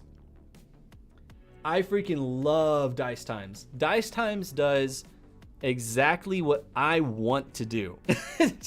I want to have a room that I can do anything I want with, where I can just film with my friends, and we're really nerdy, and we don't mind dressing up and being theatrical and being theater kids. And we just do, this is truly the definition of taking movies and IP and turning it into something playable. Dice Times has The Last of Us, Attack on Titan, Hunger Games, The Mummy. There was even a Fallout one.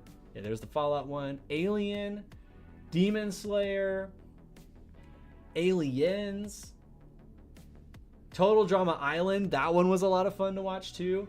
And every single series, it's a new set.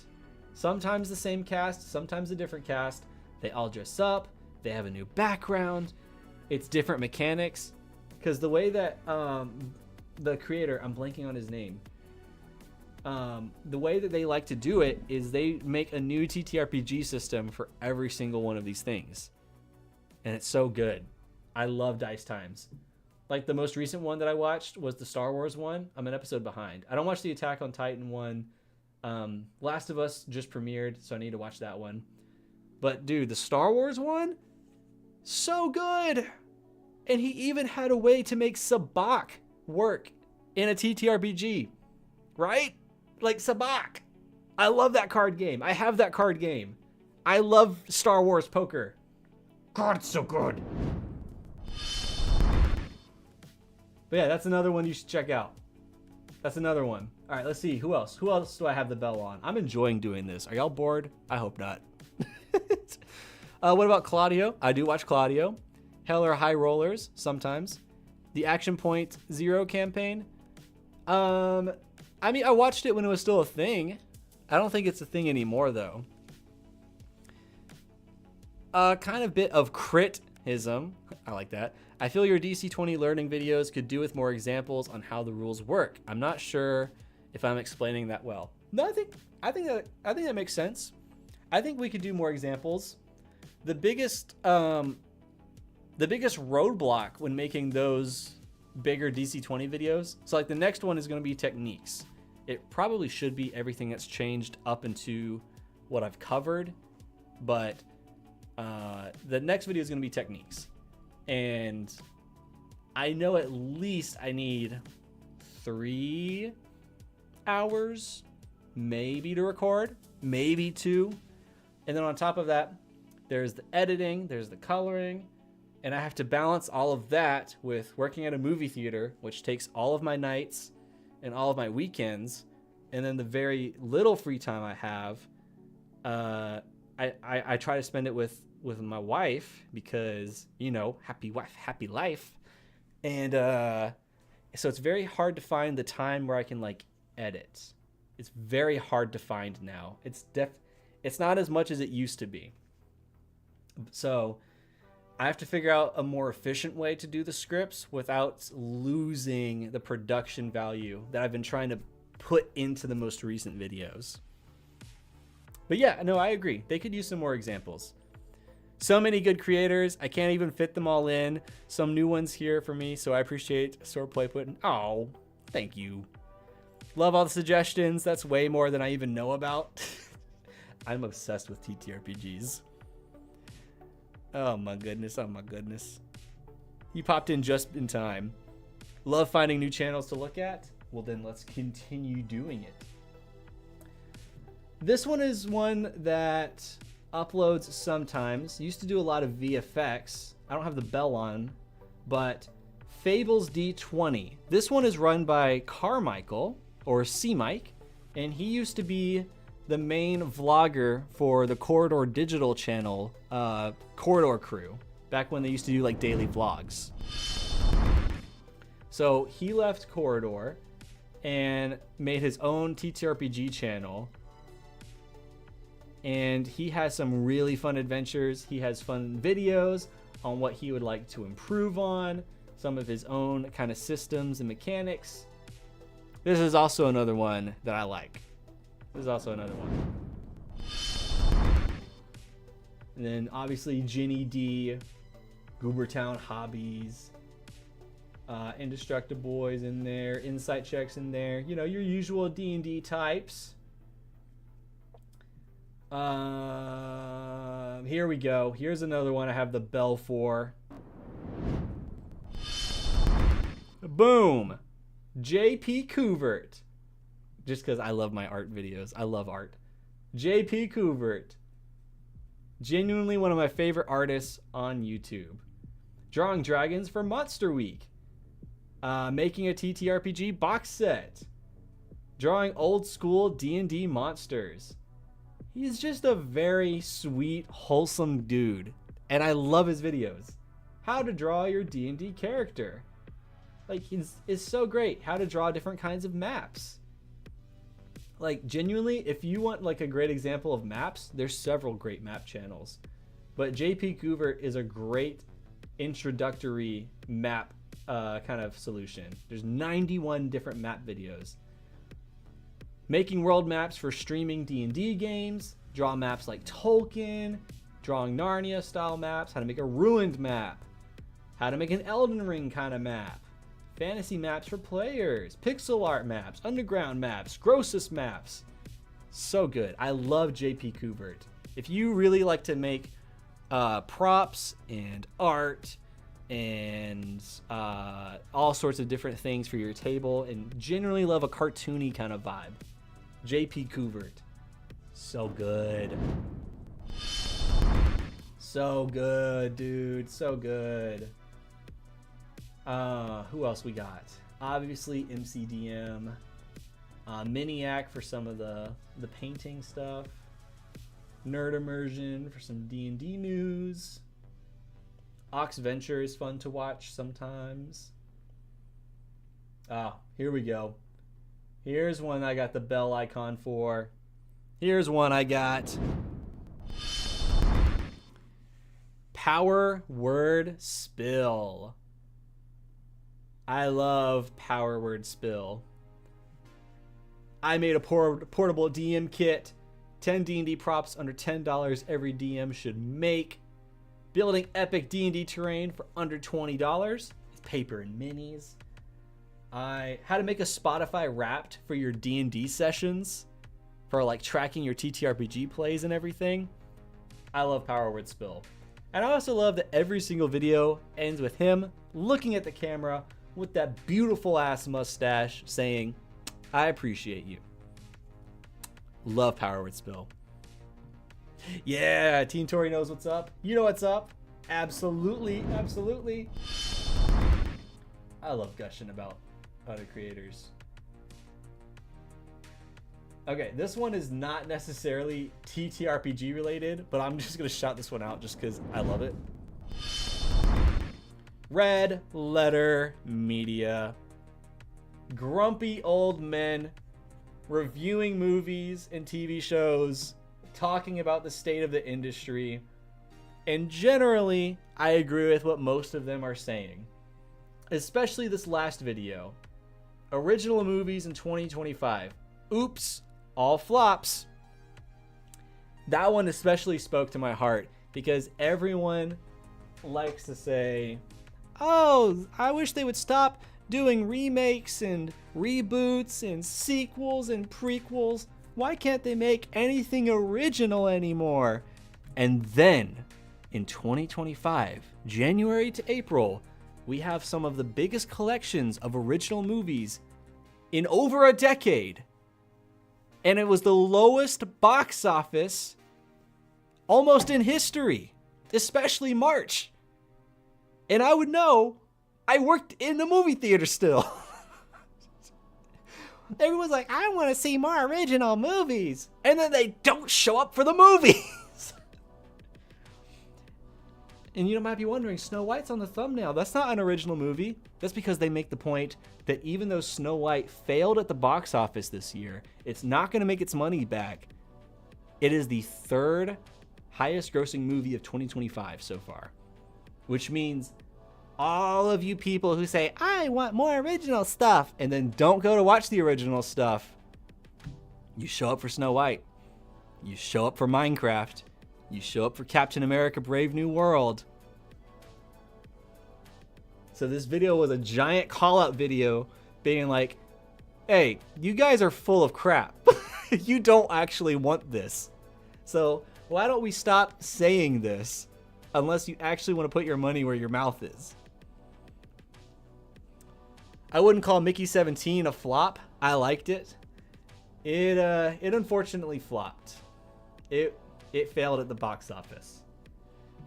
No one was going to see that movie. I liked it. My wife hated it. And a lot of the audience that walked out of those auditoriums unfortunately did not like it either. For some inspiration, Google Asgar's map creator. It's fun to poke around and have it create a world for you. Yeah. I don't think big movie companies are just bad at making movies.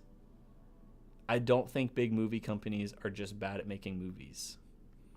Or I just think, okay. Big movie companies are just bad at making movies. Sometimes. That is definitely true. There is precedent for that. That was a typo. Then make it better. But yeah, that's one of my movie channels that I like to watch. What else do we got? Oh, y'all want another crafting video. Y'all want another crafting channel. Get a load of this. The RP Archive. This handsome, beautiful, attractive man. God, look at that mane of hair. Loves making modular terrain, all magnetic, has a wonderful Patreon. It's so good. It's just so good. It's so good. I love his solution for making terrain for your D&D games, your Warhammer games, whatever games it is. It's so good. And the most recent one, magnetic modular grass to put on like dirt blocks. Dude, RP Archive. Hey, Manic knows what's up. That's right. The reason people aren't going to new movies is because they suck, and the remakes and sequels have a standard that needs to be kept, which they aren't. Is because they suck.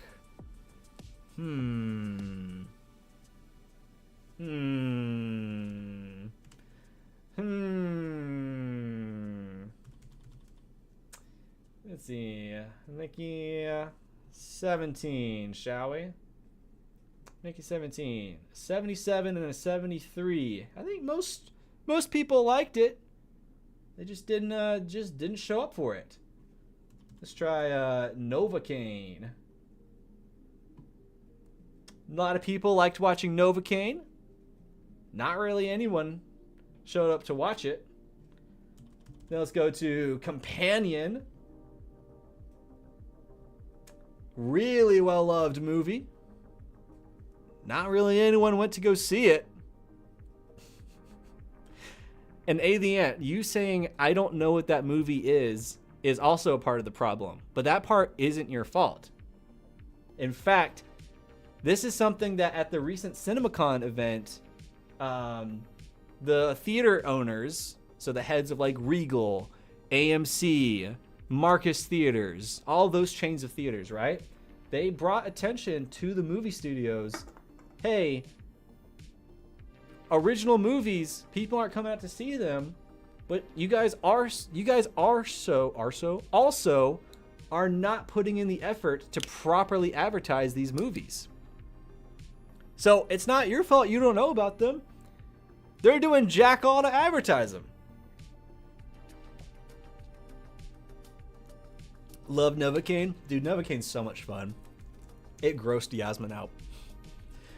This was cool to pop into. Sorry I wasn't around for the whole thing. Bedtime though, work calls. Dude, you're so good. By the way, T and Tori, I saw, just uploaded a new video.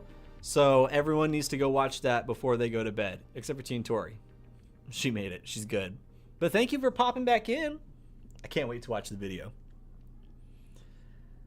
I get to see as many movies as I want at cinema with my yearly pass. So I go more often than most. Yeah, I used to be a Regal Unlimited holder. But now I work at the Regal. Yeah, original movies. All right, are there any other last minute channels I want to do a shout out for? I know that there are some. Sly Flourish. I love watching a Sly Flourish video. Oh, here we go. Stephanie Plays Games. I love Stephanie Plays Games. This channel is great. I love it. I don't know how to describe it. I like the vibe that she brings to her videos. It's fun, it's quirky, it's lighthearted. I like it. I just have a good time with this channel. I really like this channel. All right, any other last ones? We're almost at the end of my list. Almost at the list. The Pocket Dimension, of course. Ugly Goblin. Oh, here we go. Here we go. Here's one that I love. Here's one that I love. Boom. Theater of the Unaligned. I love this channel. And I love their shorts. Especially the animated ones they've been doing. Oh my gosh. D&D Abridged Animated Series Season 1. Golly. Yeah, I love Theater of the Unaligned. I think they're fun. I think they're really funny. They have really great chemistry. Love some Theater of the Unaligned. Manic loves them. That's right. Oh wait, not Manic. Annie the Ant. I'm thinking Manic. I got Manic on the brain. And really, that's kind of about the main ones I jump at when I see.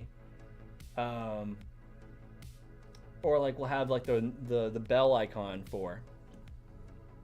But yeah. Guys, I think this is a wonderful spot to wrap up today's stream. This was a lot of fun to do. This genuinely was. Give me a good animated short and that's me there. Oh my gosh.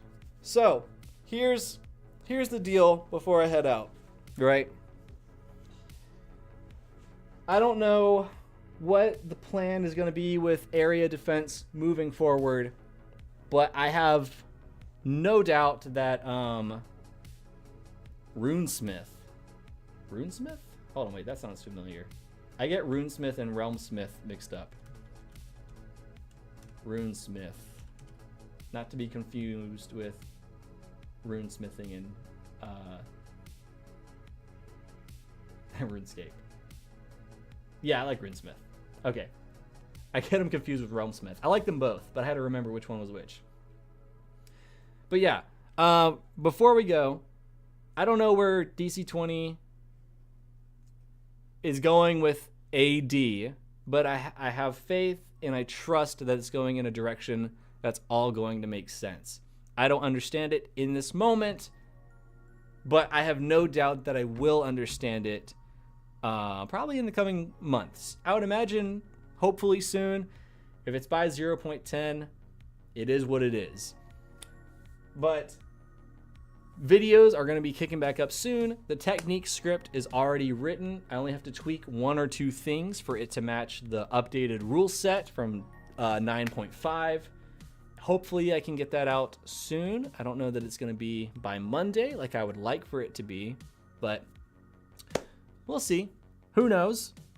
Anyways, guys, thank you so much for doing this. This was a fun stream. I liked just doing a discussion where we could talk about DC20, how we're feeling about it, what we're thinking of the rules, any kind of speculation. I love doing that kind of stuff.